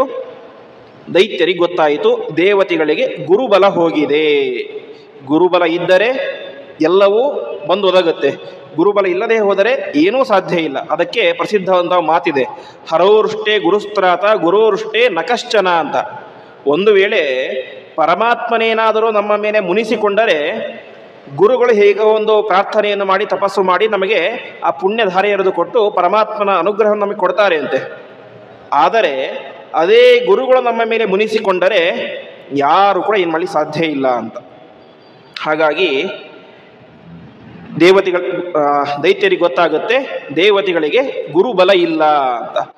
ತಾವೇನು ಮಾಡ್ತಾರೆ, ನೇರವಾಗಿ ತಮ್ಮ ಗುರುಗಳ ಹತ್ರ ಹೋಗ್ತಾರೆ. ತಮ್ಮ ಗುರುಗಳು ಯಾರು? ಶುಕ್ರಾಚಾರ್ಯರು. ಶುಕ್ರಾಚಾರ್ಯ ಹತ್ರ ಹೋಗ್ತಾರೆ, ಗುರುಗಳೇ ನಮ್ಮ ಶತ್ರುಗಳಾದಂತಹ ದೇವತೆಗಳಿಗೇನಿಲ್ಲ, ಗುರುಬಲ ಇಲ್ಲ, ಹಾಗಾಗಿ ನಾವು ಆದಷ್ಟು ಬೇಗ ಅವರ ಮೇಲೆ ಆಕ್ರಮಣ ಮಾಡೋಣ ಅಂತ. ತಕ್ಷಣದಲ್ಲಿ ಶುಕ್ರಾಚಾರ್ಯರು ಒಂದು ಹೋಮವನ್ನು ಮಾಡಿ ತಪಸ್ಸನ್ನು ತಮ್ಮ ಶಿಷ್ಯರಾದಂಥ ದೈತ್ಯರಿಗೆ ಧಾರೆ ಎರಿತಾರೆ. ಆ ಸಂದರ್ಭದಲ್ಲಿ ಎಲ್ಲ ದೈತ್ಯರು ಕೂಡ ತಾವೇ ಮಾಡ್ತಾರೆ, ದೇವಲೋಕದ ಮೇಲೆ ಆಕ್ರಮಣವನ್ನು ಮಾಡ್ತಾರೆ. ಸುಲಭವಾಗಿ ದೇವತೆಗಳನ್ನು ಗೆದ್ದು ಬಿಡ್ತಾರೆ ಎಲ್ಲ ದೈತ್ಯರು ಕೂಡ. ಆವಾಗ ಎಲ್ಲ ದೇವತೆಗಳು ಕೂಡ ನೇರವಾಗಿ ಸಾಕ್ಷಾತ್ ಬ್ರಹ್ಮದೇವರ ಹತ್ರ ಹೋಗ್ತಾರೆ. ಬ್ರಹ್ಮದೇವರ ಹತ್ರ ಹೋಗಿ ಹೇಳ್ತಾರೆ, ಬ್ರಹ್ಮದೇವರೇ, ನಾವು ತುಂಬ ದೊಡ್ಡ ತಪ್ಪು ಮಾಡಿಬಿಟ್ಟಿದ್ದೇವೆ. ನಮಗೆ ಇಷ್ಟು ವರ್ಷಗಳ ಕಾಲ ಎಲ್ಲವನ್ನೂ ಕೂಡ ಧಾರೆ ಎರೆದು ಕೊಟ್ಟಂತಹ ಗುರುಗಳಿಗೆ ಅಪಮಾನ ಮಾಡಿದ್ದೇವೆ. ಹಾಗಾಗಿ ನಮಗೆ ಒಂದು ದಾರಿಯನ್ನು ತೋರಿಸಿ ಅಂತ ಹೇಳ್ತಾರೆ. ಆವಾಗ ಬ್ರಹ್ಮದೇವರು ಹೇಳ್ತಾರೆ, ನೀವು ಕಳೆದುಕೊಂಡಿರುವುದು ಗುರುಬಲ. ಗುರುಬಲವನ್ನು ಕಳೆದುಕೊಂಡರೆ ನಿಮಗೆ ವಾಪಸ್ ಬೇಕಾಗಿರೋದು ಯಾವುದು? ಗುರುಬಲವೇ ಬೇಕು ಹೊರತು ಬೇರೆ ಯಾವ ಬಲವೂ ಕೂಡ ಆಗೋದಿಲ್ಲ. ದೈವಬಲ ಅನುಗ್ರಹ ಮಾಡಿದರೂ ಕೂಡ ಅಲ್ಲಿ ಪ್ರಧಾನವಾಗಿ ಗುರುಬಲ ಇರಲೇಬೇಕು. ಇವತ್ತು ನಾವು ಜಾತಕ ತೆಗೆದುಕೊಂಡು ಹೋಗೋದಾಗ ಒಂದು ವೇಳೆ ಗುರು 11ನೇ ಸ್ಥಾನದಲ್ಲಿ ಇದ್ದು ಬಿಟ್ಟಿದ್ರೆ ಆ ಗುರುಬಲ ಎಂಬುದು ಎಂತಹ ದೋಷಗಳನ್ನು ಕೂಡ ಹೊಡೆದಾಕತ್ತೆ ಎಂಬುದಾಗಿ ಜ್ಯೋತಿಷ್ಕರು ಹೇಳ್ತಾರೆ. ಹಾಗಾಗಿ ಗುರುಬಲ ಅತ್ಯಂತ ಪ್ರಧಾನವಾದದ್ದು. ಬ್ರಹ್ಮದೇವರು ಹೇಳ್ತಾರೆ, ನಿಮಗೆ ಈಗ ಗುರುಸ್ಥಾನದಲ್ಲಿ ಯಾರೂ ಕೂಡ ಇಲ್ಲ. ಹಾಗಾಗಿ ಆ ಗುರುಸ್ಥಾನದಲ್ಲಿ ಒಬ್ಬ ಯೋಗ್ಯ ವ್ಯಕ್ತಿಯನ್ನು ಕೂಡಿಸಿ ಆವಾಗಲೇ ನಿಮಗೆ ನೀವು ಕಳೆದುಕೊಂಡಂಥ ಐಶ್ವರ್ಯ ಸಿಗುತ್ತೆ ಹೊರತು ಅದಕ್ಕೆ ಬೇರೆ ಆಪ್ಷನ್ ಏನೂ ಇಲ್ಲ, ಗುರುಗಳೇ ಸಿಗಬೇಕು ನಮಗೆ ಅಂತ ಹೇಳ್ತಾರೆ. ಆವಾಗ ಇಂದ್ರ ಕೇಳ್ತಾನೆ, ಹಾಗಾದರೆ ಆ ಯೋಗ್ಯ ಗುರು ಯಾರು ಅಂತ ನೀವೇ ಹೇಳಿಬಿಡಿ ಅಂತ. ಬೃಹಸ್ಪತ್ಯಾಚಾರ್ಯನ ಸಿಗಲಿಕ್ಕೆ ಸಾಧ್ಯ ಇಲ್ಲ, ಯಾಕಂದರೆ ಅವರು ಅದೃಶ್ಯರಾಗಿ ಬಿಟ್ಟಿದ್ದಾರೆ. ಹಾಗಾಗಿ ಆ ಬೃಹಸ್ಪತ್ಯಾಚಾರ್ಯರಿಗೆ ಸಮಾನನಾದಂತಹ ಯೋಗ್ಯ ಗುರು ಯಾರು ಅಂತ ನಮಗೆ ತಿಳಿಸಿಕೊಡಿ ಅಂತ ಪ್ರಾರ್ಥನೆ ಮಾಡ್ತಾರೆ. ಆವಾಗ ಬ್ರಹ್ಮದೇವರು ಹೇಳ್ತಾರೆ, ತದ್ವಿಶ್ವರೂಪಂ ಭಜತಾಶು ವಿಪ್ರಂ ತಪಸ್ವಿನಂ ತ್ವಾಷ್ಟ್ರಮಥಾತ್ಮವಂತಂ. ಇನ್ನೊಬ್ಬ ಬ್ರಾಹ್ಮಣ ಇದ್ದಾನೆ ವಿಶ್ವರೂಪಾಚಾರ್ಯರು ಅಂತ. ಆ ವಿಶ್ವರೂಪಾಚಾರ್ಯರನ್ನ ನೀವು ಹೋಗಿ ಪ್ರಾರ್ಥನೆ ಮಾಡಿಕೊಳ್ಳಿ ನಮ್ಮ ಗುರುಗಳಾಗಿ ಅಂತ. ಈ ವಿಶ್ವರೂಪಾಚಾರ್ಯರು ಯಾರು ಅಂತಂದ್ರೆ ದೇವತೆಗಳಿಗೆ ಮಗನ ಸ್ಥಾನದಲ್ಲಿ ಇರುವಂಥವರು. ಈ ವಿಶ್ವರೂಪಾಚಾರ್ಯರ ತಂದೆ ತ್ವಷ್ಟ ಎನ್ನುವಂತಹ ಒಬ್ಬ ಪ್ರಜಾಪತಿ, ದ್ವಾದಶ ಆದಿತ್ಯರಲ್ಲಿ ಒಬ್ಬ, ಅರ್ಥಾತ್ ಅದಿತಿಯ ಮಕ್ಕಳಲ್ಲಿ ಒಬ್ಬ. ಅದಿತಿಯ ಮಗ ಯಾರು? ದೇವೇಂದ್ರ. ಹಾಗಾಗಿ ತನ್ನ ತಮ್ಮನ ಮಗನನ್ನು ಹೋಗಿ ನಮಸ್ಕಾರ ಮಾಡಿ ನಮಗೆ ಗುರುವಾಗುವಂತ ಪ್ರಾರ್ಥನೆ ಮಾಡಬೇಕು. ತನ್ನ ಮಗನನ್ನೇ ಗುರುವಾಗುವಂತ ಪ್ರಾರ್ಥನೆ ಮಾಡುವಂತ ಒಂದು ಸಂದರ್ಭ ಬಂದಿದೆ. ಆ ತ್ವಷ್ಟ ಪ್ರಜಾಪತಿ ಮತ್ತು ರೋಚನಾ ಅಂತ ಒಬ್ಬ ಸ್ತ್ರೀ, ಅವಳೊಬ್ಬ ರಾಕ್ಷಸ ಸ್ತ್ರೀ. ಅವಳನ್ನು ತ್ವಷ್ಟ ಪ್ರಜಾಪತಿ ಮದುವೆಯಾಗಿದ್ದ. ಅವರಿಬ್ಬರಲ್ಲಿ ಹುಟ್ಟಿದಂತಹ ಒಟ್ಟು ಇಬ್ಬರು ಮಕ್ಕಳು. ಅದರಲ್ಲಿ ಒಬ್ಬ ಈ ಯಾವ ವಿಶ್ವರೂಪಾಚಾರ್ಯರು. ಅದಕ್ಕೆ ಅವನನ್ನು ಹೋಗಿ ಕೇಳಿ ಅಂತ ಹೇಳ್ತಾರೆ ಬ್ರಹ್ಮದೇವರು. ಜೊತೆಗೊಂದು ಎಚ್ಚರಿಕೆ ಕೊಡ್ತಾರೆ, ನೋಡಿ ಅವನ ತಾಯಿ ರಾಕ್ಷಸ ಕುಲದವಳು. ಹಾಗಾಗಿ ಸಹಜವಾಗಿ ವಿಶ್ವರೂಪಾಚಾರ್ಯರಿಗೆ ರಾಕ್ಷಸರ ಮೇಲೆ ಸ್ವಲ್ಪ ಪ್ರೀತಿ ಇದೆ. ಅದನ್ನು ನೀವು ಸ್ವಲ್ಪ ಸಹಿಸ್ಕೊಂಡು ಅವನನ್ನು ಗುರುಗಳನ್ನಾಗಿ ಮಾಡಿಕೊಳ್ಳಿ ಅಂತ ಹೇಳ್ತಾರೆ. ಸರಿ ಅಂತ ಎಲ್ಲ ದೇವಾನುದೇವತೆಗಳು ಕೂಡ ಹೋಗಿ ವಿಶೇಷವಾಗಿ ವಿಶ್ವರೂಪಾಚಾರ್ಯ ಹತ್ರ ಹೋಗ್ತಾರೆ. ಹೋಗಿ ಹೇಳ್ತಾರೆ, ವಯಂ ತೇತಿತಯ ಪ್ರಾಪ್ತ ಆಶ್ರಮಂ ಭದ್ರಮಸ್ತುತೆ ಕಾಮಸ್ ಸಂಪಾದ್ಯತಾಂ ತಾತ ಪಿತೃಣಾಂ ಸಮಯೋಚಿತ. ಮಗು ಅಂತ ಕರೀತಾರೆ. ಬಂದಿರೋದು ಯಾಕೆ? ನಮಗೆ ಪುರೋಹಿತರಾಗಿ ಅಂತ ಕೇಳ್ಕೊಳ್ಳಿಕ್ಕೆ. ಹೇಳ್ತಾ ಇರೋದೇನು? ಮಗು ಅಂತ, ಅಂದರೆ ಮಗನೇ ಅವರು. ಹಾಗಾಗಿ ಮಗುವೇ, ನಾನು ನಿಮಗೆ ತಂದೆ ಸ್ಥಾನದಲ್ಲಿ ಇರುವಂಥವ್ರು, ಹಾಗಾಗಿ ನೀನು ನಮಗೊಂದು ಸಹಾಯ ಮಾಡಬೇಕು ಅಂತ ಪ್ರಾರ್ಥನೆ ಮಾಡ್ತಾರೆ ಅಂತ ಎಲ್ಲ ದೇವಾನುದೇವತೆಗಳು ಕೂಡ ಸೇರಿಕೊಂಡು. ಯಾಕೆ ಅಂತಂದರೆ ಮಕ್ಕಳಿಗೆ ನಿಜವಾದಂಥ ಧರ್ಮ ಯಾವುದು ಅಂತಂದರೆ ತನ್ನ ಪಿತೃಗಳ ಸೇವೆಯನ್ನು ಮಾಡುವುದೇನೆ ತನ್ನ ಮಕ್ಕಳಿಗೆ ಶ್ರೇಷ್ಠವಾದಂಥ ಧರ್ಮ. ಪುತ್ರಾಣಾಂ ಹಿ ಪರೋಧರ್ಮ ಪಿತೃ ಶುಶ್ರೂಷಣಂ ಸತಾಂ ಅಂತ ನೀನು ನಮಗೆ ಮಗನ ಸ್ಥಾನದಲ್ಲಿ ಇರುವಂಥವನು. ಹಾಗಾಗಿ ನೀನೇ ಮಾಡಬೇಕು, ನಮಗೆ ಒಂದು ದೊಡ್ಡ ಸಹಾಯವನ್ನು ಮಾಡಬೇಕು ಎಂಬುದಾಗಿ ತಿಳಿಸ್ತಾ ಇದ್ದಾರೆ. ಏನು ಸಹಾಯ ಅಂತಂದರೆ ನಮಗೆ ತುಂಬ ದೊಡ್ಡ ಕಷ್ಟ ಬಂದು ಒದಗಿದೆ. ನಮ್ಮ ಗುರುಗಳಾದಂತಹ ಬೃಹಸ್ಪತ್ಯಾಚಾರ್ಯ ನಮ್ಮನ್ನು ಬಿಟ್ಟು ಹೋಗಿಬಿಟ್ಟಿದ್ದಾರೆ. ಹಾಗಾಗಿ ಮುಂದೆ ಬೃಹಸ್ಪತ್ಯಾಚಾರ್ಯರ ಸ್ಥಾನದಲ್ಲಿ ಇದ್ದುಕೊಂಡು ನೀನು ನಮಗೆ ಮಾರ್ಗದರ್ಶನವನ್ನು ಮಾಡಬೇಕು, ಪೌರೋಹಿತ್ಯವನ್ನು ಮಾಡಿಸಬೇಕು. ಹೀಗೆ ಎಲ್ಲ ಸತ್ಕರ್ಮಗಳನ್ನು ಬೃಹಸ್ಪತ್ಯಾಚಾರ್ಯರು ಏನೇನು ಕಾರ್ಯಗಳನ್ನು ಮಾಡ್ತಾ ಇದ್ರೋ ಆ ಎಲ್ಲ ಸತ್ಕರ್ಮಗಳನ್ನು ಕೂಡ ಮುಂದೆ ನೀನು ಗುರುಸ್ಥಾನದಲ್ಲಿ ಇದ್ದುಕೊಂಡು ಮಾಡಬೇಕು ಅಂತ ತಮ್ಮ ಮಗನ ಸ್ಥಾನದಲ್ಲಿ ಇರುವಂತಹ ವಿಶ್ವರೂಪಾಚಾರ್ಯರಿಗೆ ಪ್ರಾರ್ಥನೆಯನ್ನು ಮಾಡ್ತಾ ಇದ್ದಾರೆ ಎಲ್ಲ ದೇವಾನುದೇವತೆಗಳು. ಇದರಿಂದ ನಮಗೆ ಗೊತ್ತಾಗುವಂಥ ಅಂಶ ಏನು ಅಂತಂದರೆ, ಗುರುವಾಗಲಿಕ್ಕೆ, ಪುರೋಹಿತನಾಗಲಿಕ್ಕೆ, ಏನೋ ಒಂದು ಒಟ್ಟಿನಲ್ಲಿ ನಮಗೆ ಹಿರಿಯನಾಗೋದಕ್ಕೆ ವಯಸ್ಸು ಪ್ರಧಾನ ಕಾರಣ ಅಲ್ಲ, ಜ್ಞಾನ ಪ್ರಧಾನ ಕಾರಣ ಅಂತ. ಅದಕ್ಕೋಸ್ಕರನೇ ನಮೋ ಮಹದ್ಭ್ಯೋ ನಮೋ ಅರ್ಭಕೇಭ್ಯೋ ಎಂಬುದಾಗಿ ವೇದಮಂತ್ರ ಹೇಳುವಂತೆ ದೊಡ್ಡವರಿಗೂ ನಮಸ್ಕಾರ, ಚಿಕ್ಕ ಚಿಕ್ಕ ಶಿಶುಗಳಿಗೂ ನಮಸ್ಕಾರ ಅಂತ. ಯಾಕೆಂತಂದರೆ ಆ ಚಿಕ್ಕ ಶಿಶು ಮುಂದೆ ದೊಡ್ಡವನಾಗಿ ಎಷ್ಟು ದೊಡ್ಡ ಜ್ಞಾನಿ ಆಗ್ತಾನೋ ಗೊತ್ತಿಲ್ಲ. ಹಾಗಾಗಿ ಅವರಿಗೂ ನಮಸ್ಕಾರ ಅಂತ ವೇದಮಂತ್ರ ಹೇಳುತ್ತೆ. ಹಾಗೆ ನೀನು ವಯಸ್ಸಿನಲ್ಲಿ ಚಿಕ್ಕವನಾಗಿದ್ದರೂ ಕೂಡ ನಮಗೆ ಗುರುವಾಗಲೇಬೇಕು, ಯಾಕೆಂದರೆ ನಿನ್ನ ಜ್ಞಾನ ದೊಡ್ಡದು, ನಿನ್ನ ತಪಸ್ಸು ದೊಡ್ಡದು ಎಂಬುದಾಗಿ ಹೇಳ್ತಾರೆ ಅಂತ. ಈ ಸಂದರ್ಭದಲ್ಲಿ ಯಾವ ವಿಶ್ವರೂಪಾಚಾರ್ಯ ಹೇಳ್ತಾ ಇದ್ದಾರೆ, ನನ್ನ ಕೈಲಿ ಸಾಧ್ಯವೇ ಇಲ್ಲ ಅಂತ ಹೇಳ್ಬಿಡ್ತಾನೆ.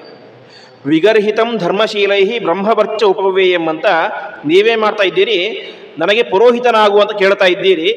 ನಾನು ಪುರೋಹಿತನಾಗಲಿಕ್ಕೆ ಸಾಧ್ಯನೇ ಇಲ್ಲ. ಯಾಕೆ ಅಂತಂದರೆ ವಿಗರ್ಹಿತಂ ಧರ್ಮಶೀಲೈಹಿ, ಧರ್ಮವನ್ನು ತಿಳಿದಂತಹ ವ್ಯಕ್ತಿಗಳು ಯಾವತ್ತೂ ಕೂಡ ಪೌರೋಹಿತ್ಯದಂತಹ ಕೆಟ್ಟ ಕೆಲಸವನ್ನು ಮಾಡೋದಿಲ್ಲ ಅಂತ ಹೇಳ್ತಾನೆ. ಹಾಗಾದರೆ ಅರ್ಥ ಏನು? ಪೌರೋಹಿತ್ಯ ಕೆಟ್ಟ ಕೆಲಸನಾ ಅಂತ ನಮಗೆ ಸಂದೇಹ ಬರುತ್ತೆ. ಅದಕ್ಕೆ ಹೇಳ್ತಾರೆ, ನಾವು ಸಂಪಾದನೆ ಮಾಡಿರುವಂತಹ ಬ್ರಹ್ಮವರ್ಚಸ್ಸನ್ನ, ತೇಜಸ್ಸನ್ನ, ಪುಣ್ಯವನ್ನ ಎಲ್ಲವನ್ನೂ ಕೂಡ ಅನಾಯಾಸವಾಗಿ ಕಳೆಯುವಂಥ ಸಾಮರ್ಥ್ಯ ಇರೋದು ಯಾರಿಗೆ? ಪೌರೋಹಿತ್ಯಕ್ಕೆ ಅಂತೆ. ಅದಕ್ಕೆ ಒಂದು ಮಾತಿದೆ, ನರಕಾಯ ಮದಿಕ್ಷಶ್ಚೇತ್ ಪೌರೋಹಿತ್ಯಂ ಸಮಾಚರೇತ್. ಹಾಗೆ ನರಕಾಯ ಮದಿಕ್ಷಶ್ಚೇತ್ ಪುರಾಣ ವಾಚಕೋಭವ ಅಂತ. ಒಬ್ಬ ವ್ಯಕ್ತಿ ಸುಲಭವಾಗಿ ನರಕಕ್ಕೆ ಹೋಗಬೇಕು ಅಂತಂದರೆ ಒಂದಾ ಪೌರೋಹಿತ್ಯ ಮಾಡಿಸ್ಬೇಕು ಅಂತ, ಅಥವಾ ಪುರಾಣ ಹೇಳಬೇಕು ಅಂತ ಅರ್ಥ. ನಿಜವಾದ ಅಂತರ ಏನು ಅಂತಂದರೆ, ಪೌರೋಹಿತ್ಯ ಮಾಡಿದ ತಕ್ಷಣ ನರಕಕ್ಕೆ ಹೋಗ್ತಾನೆ ಅರ್ಥ ಅಲ್ಲ. ಪೌರೋಹಿತ್ಯವನ್ನು ಸರಿಯಾಗಿ ಮಾಡಿಸದೇ ಹೋದರೆ ಆ ವ್ಯಕ್ತಿ ಏನಾಗ್ತಾನೆ? ನರಕಕ್ಕೆ ಸುಲಭವಾಗಿ ಹೋಗ್ತಾನೆ. ಅದೇ ಪುರಾಣ ಪ್ರವಚನಗಳನ್ನು ಸರಿಯಾಗಿ ಮಾಡದೇ ಹೋದರೆ, ಜನರಿಗೆ ತಪ್ಪು ತಪ್ಪಾಗಿ ಜ್ಞಾನ ಕೊಟ್ಟರೆ ಏನಾಗುತ್ತೆ, ನರಕಕ್ಕೆ ಹೋಗ್ತಾನೆ ಅಂತ. ಹಾಗಾಗಿ ಪೌರೋಹಿತ್ಯ ಆಗಲಿ ಪುರಾಣ ಹೇಳೋದಾಗಲಿ ಅದು ದೊಡ್ಡ ಒಂದು ಜವಾಬ್ದಾರಿ. ಪೌರೋಹಿತ್ಯಕ್ಕೆ ಯಾರೊಬ್ಬರ ಮನೆಗೆ ಕರೆತೇವೆ, ಕರೆದ ತಕ್ಷಣ ನಮಗೆ ನಂಬಿಕೆ ಇರುತ್ತೆ, ಒಳ್ಳೆಯ ಆಚಾರ್ಯರು ಸರಿಯಾಗಿ ಮಾಡಿಸ್ತಾ ಇದ್ದ ನಂಬಿಕೆ ಇರುತ್ತೆ. ಅದೇ ಆ ವ್ಯಕ್ತಿ ಸರಿಯಾಗಿ ಮಾಡಿಸದೇ ಹೋದರೆ ಏನಾಗುತ್ತೆ, ನಮಗೂ ಪುಣ್ಯ ಬರೋದಿಲ್ಲ, ಅವನ ಪುಣ್ಯವೂ ನಾಶ ಆಗುತ್ತೆ. ಹಾಗೆ ಪುರಾಣವೂ ಅಷ್ಟೇ, ಏನೋ ತಪ್ಪಾಗಿ ಜನರಿಗೆ ತಿಳುವಳಿಕೆ ಹೇಳಿಬಿಟ್ರೆ ಅದರಿಂದ ಏನಾಗುತ್ತೆ, ಆ ಜನರಿಗೂ ಸರಿಯಾದಂಥ ಜ್ಞಾನ ಬರೋದಿಲ್ಲ, ನಮಗೂ ಸರಿಯಾದಂಥ ಜ್ಞಾನ ಬರೋದಿಲ್ಲ. ಅಷ್ಟು ಮಾತ್ರ ಅಲ್ಲ, ಅವರಿಗೆ ತಪ್ಪು ಜ್ಞಾನ ಹೇಳಿಕೊಟ್ಟಂಥ ಪಾಪ ಯಾರಿಗೆ ಬರುತ್ತೆ, ಪುರಾಣ ಹೇಳಿದಂಥ ವ್ಯಕ್ತಿಗೆ ಬರುತ್ತೆ. ಹಾಗಾಗಿ ಪೌರೋಹಿತ್ಯಂ ವಿಗರ್ಹಿತಂ, ಅದನ್ನು ಜ್ಞಾನಿಗಳು ಅಷ್ಟಾಗಿ ಅನುಸರಿಸೋದಿಲ್ಲ. ಹಾಗಾಗಿ ನಾನೊಬ್ಬ ಜ್ಞಾನಿ, ಹಾಗಾಗಿ ನಾನು ಅಂತಹ ಒಂದು ಕಾರ್ಯವನ್ನು ಮಾಡಲಿಕ್ಕೆ ಸಾಧ್ಯನೇ ಇಲ್ಲ, ನಾನು ಪುರೋಹಿತನಾಗುವುದೇ ಇಲ್ಲ ಅಂತ ಹೇಳಿಬಿಡ್ತಾನೆ. ಅವನು ಮುಂದೆ ಹೇಳ್ತಾನೆ, ಅಕಿಂಚನಾನಾಮಿ ಧನಂ ಶಿಲೋಂಚನಂ ಅಂತ. ನೋಡಿ ದೇವತೆಗಳೇ, ನಾನೊಬ್ಬ ಋಷಿ ಸದೃಶವಾದಂತಹ ಜೀವನ ಮಾಡ್ತಾ ಇರುವಂತಹ ವ್ಯಕ್ತಿ, ಶಿಲೋಂಚನ ವೃತ್ತಿಯನ್ನು ಮಾಡ್ತಾ ಇರುವಂತಹ ವ್ಯಕ್ತಿ ಅಂತ ಹೇಳ್ತಾ ಇದ್ದಾರೆ. ಏನು ಶಿಲೋಂಚನ ವೃತ್ತಿ ಅಂತಂದ್ರೆ, ಮಳೆಯೆಲ್ಲ ಬಂದು ಬೆಳೆ ಚೆನ್ನಾಗಿ ಬಂದ ಮೇಲೆ ಬೆಳೆಯನ್ನು ಕಟಾವು ಮಾಡಿ ತಾವೇ ಮಾಡ್ತಾರೆ. ಅಲ್ಲಿ ಒಂದು ರಾಶಿ ಅಂತ ಹಾಕಿರ್ತಾರೆ. ರಾಶಿ ಹಾಕಿದ ಮೇಲೆ ಅದನ್ನ ಏನು ಮಾಡ್ತಾರೆ, ಟ್ರ್ಯಾಕ್ಟರ್ಗಳಲ್ಲಿ ತುಂಬಿಸಿಕೊಂಡು ಮಾರುಕಟ್ಟೆ ಕಳಿಸ್ತಾರೆ. ಹಾಗೆ ಕಳಿಸಿದಂಥ ಸಂದರ್ಭದಲ್ಲಿ ಆ ಭೂಮಿಯ ಮೇಲೆ ಸ್ವಲ್ಪ ಸ್ವಲ್ಪ ಧಾನ್ಯಗಳು ಬಿದ್ದಿರ್ತವೆ, ಕಸ ಕಡ್ಡಿ ಥರ. ಅದನ್ನು ಎತ್ತಿಕೊಂಡು ಜೀವನ ಮಾಡೋದಕ್ಕೆ ಶಿಲೋಂಚನ ವೃತ್ತಿ ಅಂತ ಕರೀತಾರೆ. ಅದು ಶ್ರೇಷ್ಠವಾದಂಥ ವೃತ್ತಿ ಅಂತ. ಅರ್ಥಾತ್ ಯಾರ ಹತ್ತಿರವೂ ಕೂಡ ದೇಹಿ ಅಂತ ಕೈ ಜೋಡಿಸದೇನೆ ತಾನಾಗಿ ಉದುರಿ ಬಿದ್ದಂಥ ಧಾನ್ಯಗಳನ್ನು ಫುಲ್ ಕ್ಲೀನ್ ಮಾಡ್ಕೊಂಡು ಹೋದ ಮೇಲೆ ಅಲ್ಪ ಸ್ವಲ್ಪ ಉಳಿದಿರೋದನ್ನು ಭೋಗ ಮಾಡೋದಕ್ಕೆ ಶಿಲೋಂಚ ವೃತ್ತಿ ಅಂತ ಕರೀತಾರೆ. ನಾನು ಅಂತಹ ಶ್ರೇಷ್ಠ ಕಾರ್ಯವನ್ನು ಮಾಡ್ತಾ ಇದ್ದೇನೆ, ಶಿಲೋಂಚ ವೃತ್ತಿಯಿಂದ ಜೀವನ ಮಾಡ್ತಾ ಇದ್ದೇನೆ. ಅಂತಹ ಶಿಲೋಂಚ ವೃತ್ತಿಯಿಂದ ಜೀವನ ಮಾಡ್ತಾ ಇದ್ದರೂ ಕೂಡ ನನಗೇನಾಗಿಲ್ಲ, ಯಾವುದಕ್ಕೂ ಕಡಿಮೆ ಇಲ್ಲ. ಪರಮಾತ್ಮ ಎಲ್ಲವನ್ನು ಕೊಟ್ಟಿದ್ದಾನೆ. ಅಷ್ಟೆಲ್ಲ ಇದ್ದ ಮೇಲೆ ನಾನ್ಯಾಕೆ ಮತ್ತೆ ಪೌರೋಹಿತ್ಯ ಮಾಡಿಸಲಿ, ಹಾಗಾಗಿ ಆ ಪೌರೋಹಿತ್ಯ ಮಾಡಿಸ್ಲಿಕ್ಕೆ ನನಗೂ ಸಾಧ್ಯನೇ ಇಲ್ಲ ಅಂತ ಹೇಳ್ತಾರೆ. ಇಷ್ಟಾದ ಇನ್ನೊಂದು ಮಾತನ್ನು ಹೇಳ್ತಾನೆ, ಮಾಡಿಸ್ಲಿಕ್ಕೆ ಸಾಧ್ಯ ಇಲ್ಲ ಆದರೂ ಮಾಡಿಸ್ತೇನೆ ಅಂತ. ಯಾಕೆ ಅಂತಂದರೆ, ತಥಾಪಿನ ಪ್ರತಿಭೂಯಾಂ ಗುರುಭಿಹಿ ಪ್ರಾರ್ಥಿತಂ ಕ್ರಿಯೇತು ಅಂತ. ನೀವೆಲ್ಲರೂ ಕೂಡ ದೊಡ್ಡ ದೊಡ್ಡವರು ವ್ಯಕ್ತಿಗಳು. ನೀವ್ಯಾರು, ಸ್ವರ್ಗಕ್ಕೆ ಅಧಿಪತಿಯಾದಂತಹ ದೇವತೆಗಳು. ನೀವು ದೊಡ್ಡ ಜ್ಞಾನಿಗಳು, ದೊಡ್ಡ ತಪಸ್ವಿಗಳು. ನಿಮ್ಮಂತಹ ದೊಡ್ಡ ಜ್ಞಾನಿಗಳು ದೇವತೆಗಳು ನನ್ನ ಮನೆಯ ಬಾಗಿಲಿಗೆ ಬಂದು ಪೌರೋಹಿತ್ಯ ಮಾಡಿಸು ಅಂತ ಕೇಳಿಕೊಂಡಾಗ ಇಲ್ಲ ಅಂತ ಹೇಳಿಬಿಟ್ರೆ ಅದೇನಾಗೋದಿಲ್ಲ, ಸರಿ ಆಗೋದಿಲ್ಲ. ಹಾಗಾಗಿ ನೀ ಕೇಳೋದು ಜಾಸ್ತಿನ, ನಾ ಮಾಡೋದು ಜಾಸ್ತಿನ, ನಾ ಮಾಡಿಸ್ತೇನೆ ಅಂತ ಕೊನೆಗೆ ಒಪ್ಕೊಳ್ತಾನೆ. ಹೀಗೆ ಹೇಳ್ತಾನೆ. ಹಾಗಾಗಿ ನೀವು ಹೇಳಿದಂತಹ ಮಾತಿನಿಂದಾಗಿ ನಾನು ಪೌರೋಹಿತ್ಯ ಮಾಡಿಸ್ತಾ ಇದ್ದೇನೆ, ಏಕೆ ನೀವೇನು ಚಿಂತೆ ಮಾಡಬೇಡಿ ಎಂಬುದಾಗಿ ಹೇಳಿದಾಗ, ವಿಶೇಷವಾಗಿ ವಿಶ್ವರೂಪಾಚಾರ್ಯರು ಆ ಒಂದು ದೇವೇಂದ್ರನಿಗೆ ಪೌರೋಹಿತ್ಯವನ್ನು ಮಾಡಿಸ್ತಾರೆ. ಅನೇಕ ರೀತಿಯ ಅಂತ ದೊಡ್ಡ ದೊಡ್ಡ ಯಜ್ಞ ಯಾಗಾದಿಗಳನ್ನು ಮಾಡಿಸಿ ತಾವೇ ಮಾಡ್ತಾರೆ. ನಾರಾಯಣ ವರ್ಮವನ್ನು ವಿಶೇಷವಾಗಿ ದೇವೇಂದ್ರನಿಗೆ ಉಪದೇಶವನ್ನು ಮಾಡ್ತಾರೆ. ನಾರಾಯಣ ವರ್ಮದ ಉಪದೇಶವನ್ನು ಮಾಡಿ ಆ ಒಂದು ಮಂತ್ರದ ಬಲದಿಂದಾಗಿ ದೇವೇಂದ್ರ ತಾನೇ ಮಾಡ್ತಾನೆ.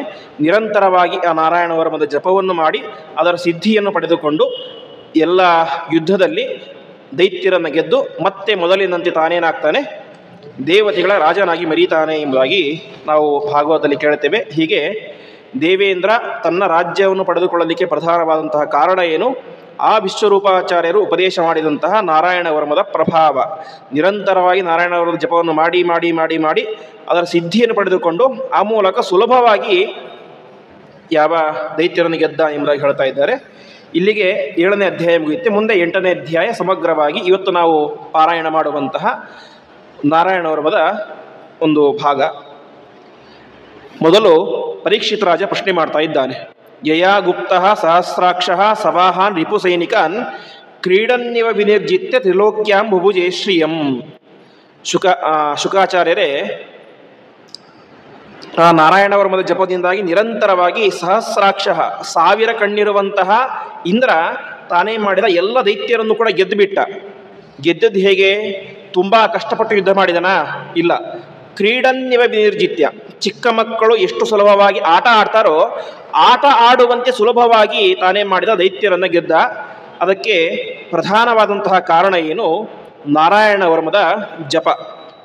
ಹಾಗಾಗಿ ಭಗವನ್ ತನ್ಮಮಾಖ್ಯಾಹಿ ವರ್ಮ ನಾರಾಯಣಾತ್ಮಕಂ ಯಥಾತ ತಾಯಿನ ಶತ್ರುನ್ ಏನ ಗುಪ್ತೋ ಜಯನ್ ರಥೇ. ಅವನು ಪ್ರಶ್ನೆ ಮಾಡ್ತಾ ಇದ್ದಾನೆ ಶುಕಾಚಾರ್ಯರ ಹತ್ತಿರ. ಪರೀಕ್ಷಿತ ಮಹಾರಾಜ, ಶುಕಾಚಾರ್ಯರೇ, ನಾರಾಯಣ ವರ್ಮವನ್ನು ವಿಶೇಷವಾಗಿ ಅವನು ಪಾರಾಯಣ ಮಾಡಿದ್ದಾನೆ. ನಾರಾಯಣ ವರ್ಮ ಅಂದರೆ ಅದು ನಾರಾಯಣಾತ್ಮಕ, ಅರ್ಥಾತ್ ನಾರಾಯಣನೇ ಒಂದು ಸ್ವರೂಪದಲ್ಲಿ ಮಂತ್ರವಾಗಿ ನಿಂತುಕೊಂಡಿದ್ದಾನೆ. ಅಂತಹ ನಾರಾಯಣ ವರ್ಮವನ್ನು ಅವನು ಜಪ ಮಾಡಿ ಏನು ಮಾಡಿದ, ಯಥಾ ಆತತಾಯಿನ ಶತ್ರು ಏನ ಗುಪ್ತೋ ಜಯನ್ ಹೃದಯ ಅಂತ ಆತತಾಯಿಗಳಾದಂತಹ ಶತ್ರುಗಳನ್ನು ಇಂದ್ರ ಯುದ್ಧದಲ್ಲಿ ಗೆದ್ದ ಅಂತ. ಆತತಾಯಿಗಳು ಅಂತ ಅಂದರೆ ಅದಕ್ಕೆ ರಾಯರು ಗೀತೆಗೆ ವ್ಯಾಖ್ಯಾನ ಮಾಡಬೇಕಾದ್ರೆ ತಿಳಿಸ್ತಾರೆ.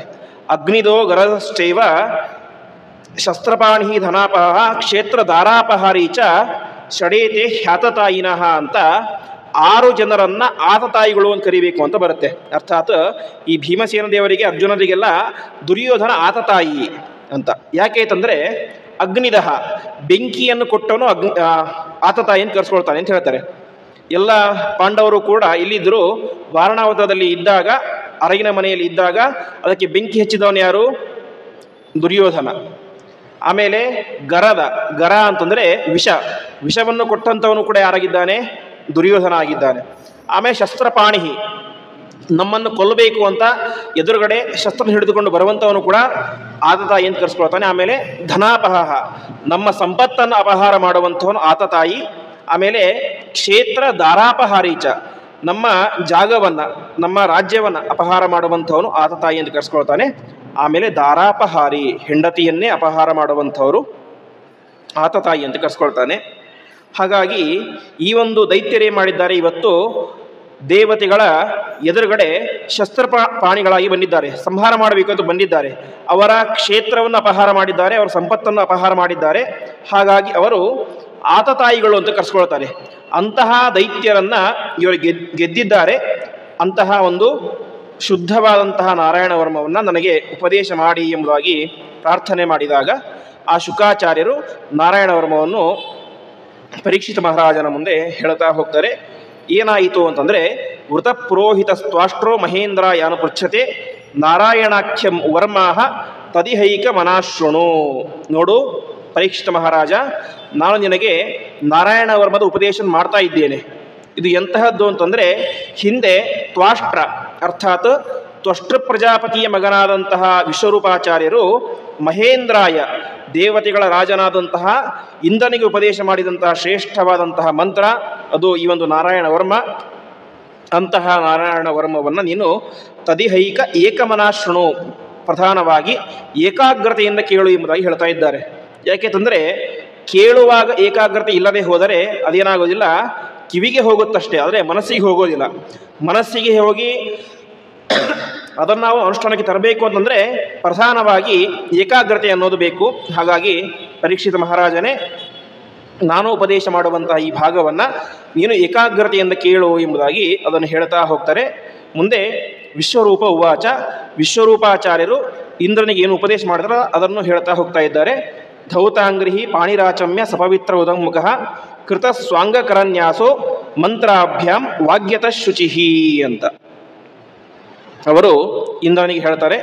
ನಾನು ನಿನಗೆ ಉಪದೇಶ ಮಾಡ್ತೇನೆ, ಮಾಡೋದಕ್ಕಿಂತ ಮುಂಚೆ ಕೆಲವೊಂದಿಷ್ಟು ಪ್ರೊಸೆಸ್ಗಳಿದ್ದಾವೆ. ಮೊದಲು ನೀನು ಶುದ್ಧನಾಗಬೇಕು, ಶುದ್ಧಿಯ ಪ್ರೊಸೆಸ್ಸನ್ನು ನಿನಗೆ ಹೇಳ್ತಾ ಹೋಗ್ತೇನೆ, ನೀನು ಮೊದಲು ಶುದ್ಧನಾಗು ಅಂತ. ಅದಕ್ಕೆ ಮೊದಲು ಮಾಡಬೇಕಾದದ್ದೇನು? ಧೌತಾಂಗ್ರಿಹಿ ಪಾಣಿಹಿ ಅಂತ. ಮೊದಲು ಕೈಕಾಲುಗಳನ್ನು ತೊಳೆದುಕೊಳ್ಳಬೇಕು ಎಂಬುದಾಗಿ ವಿಶ್ವರೂಪಾಚಾರ್ಯರು ದೇವೇಂದ್ರನಿಗೆ ಹೇಳ್ತಾ ಇದ್ದಾರೆ. ಹಾಗಾಗಿ ಕೈಕಾಲು ತೊಳೆದುಕೊಳ್ಳೋದು ಸುಮ್ಮನೆ ನಾವು ಮನುಷ್ಯರು ತೊಳೆದುಕೊಳ್ಳೋದಲ್ಲ, ದೇವಾನುದೇವತೆಗಳು ಕೂಡ ಯಾವುದೇ ಒಂದು ಸತ್ಕರ್ಮವನ್ನು ಮಾಡಬೇಕಾದ್ರೆ ಮೊದಲು ತಾವೇನು ಮಾಡ್ತಾರೆ? ಕೈಕಾಲುಗಳನ್ನು ತೊಳೆದುಕೊಂಡು ತಾವು ಸತ್ಕರ್ಮಗಳನ್ನು ಮಾಡಲಿಕ್ಕೆ ಅಂತ ಶುರು ಮಾಡ್ತಾರೆ ಅಂತ. ಸರಿ, ನಾವು ಜಪ ಮಾಡೋದು ಕೈಯಲ್ಲಿ ಎಣಿಸ್ಕೊಂಡು ಜಪ ಮಾಡಲಿಕ್ಕೆ ಶುರು ಮಾಡ್ತೇವೆ, ಕಾಲೇ ತೊಳ್ಕೊಳ್ಬೇಕು ಅಂತ.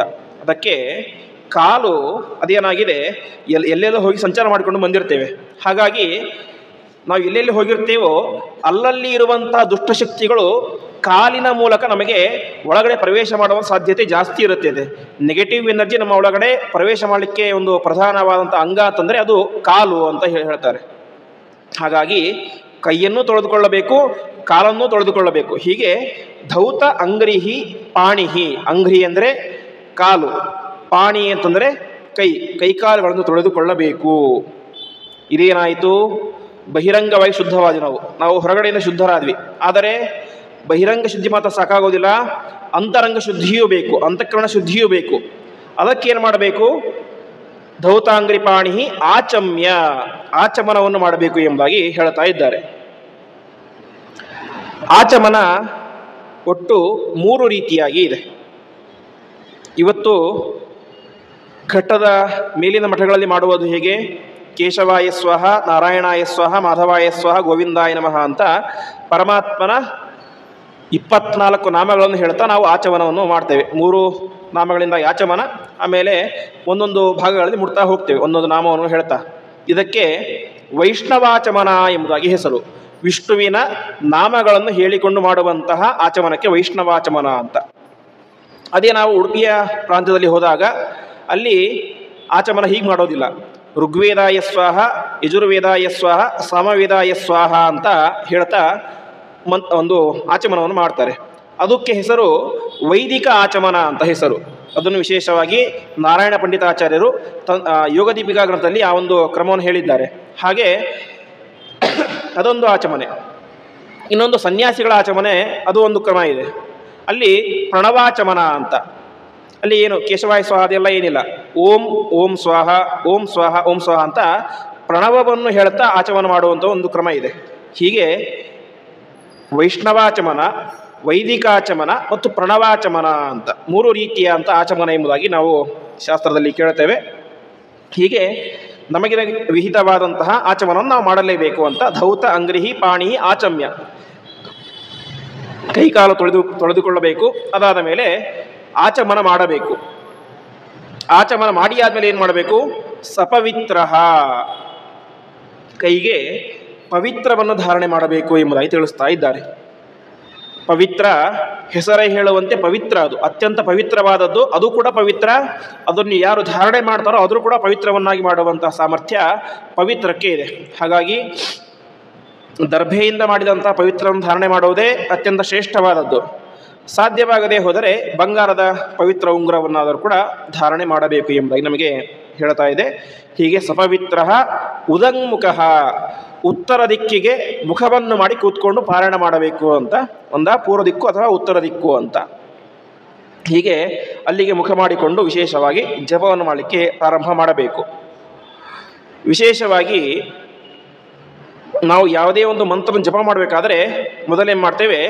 ಅಂಗನ್ಯಾಸ ಮತ್ತು ಕರನ್ಯಾಸ ಅಂತ ಮಾಡ್ತೇವೆ.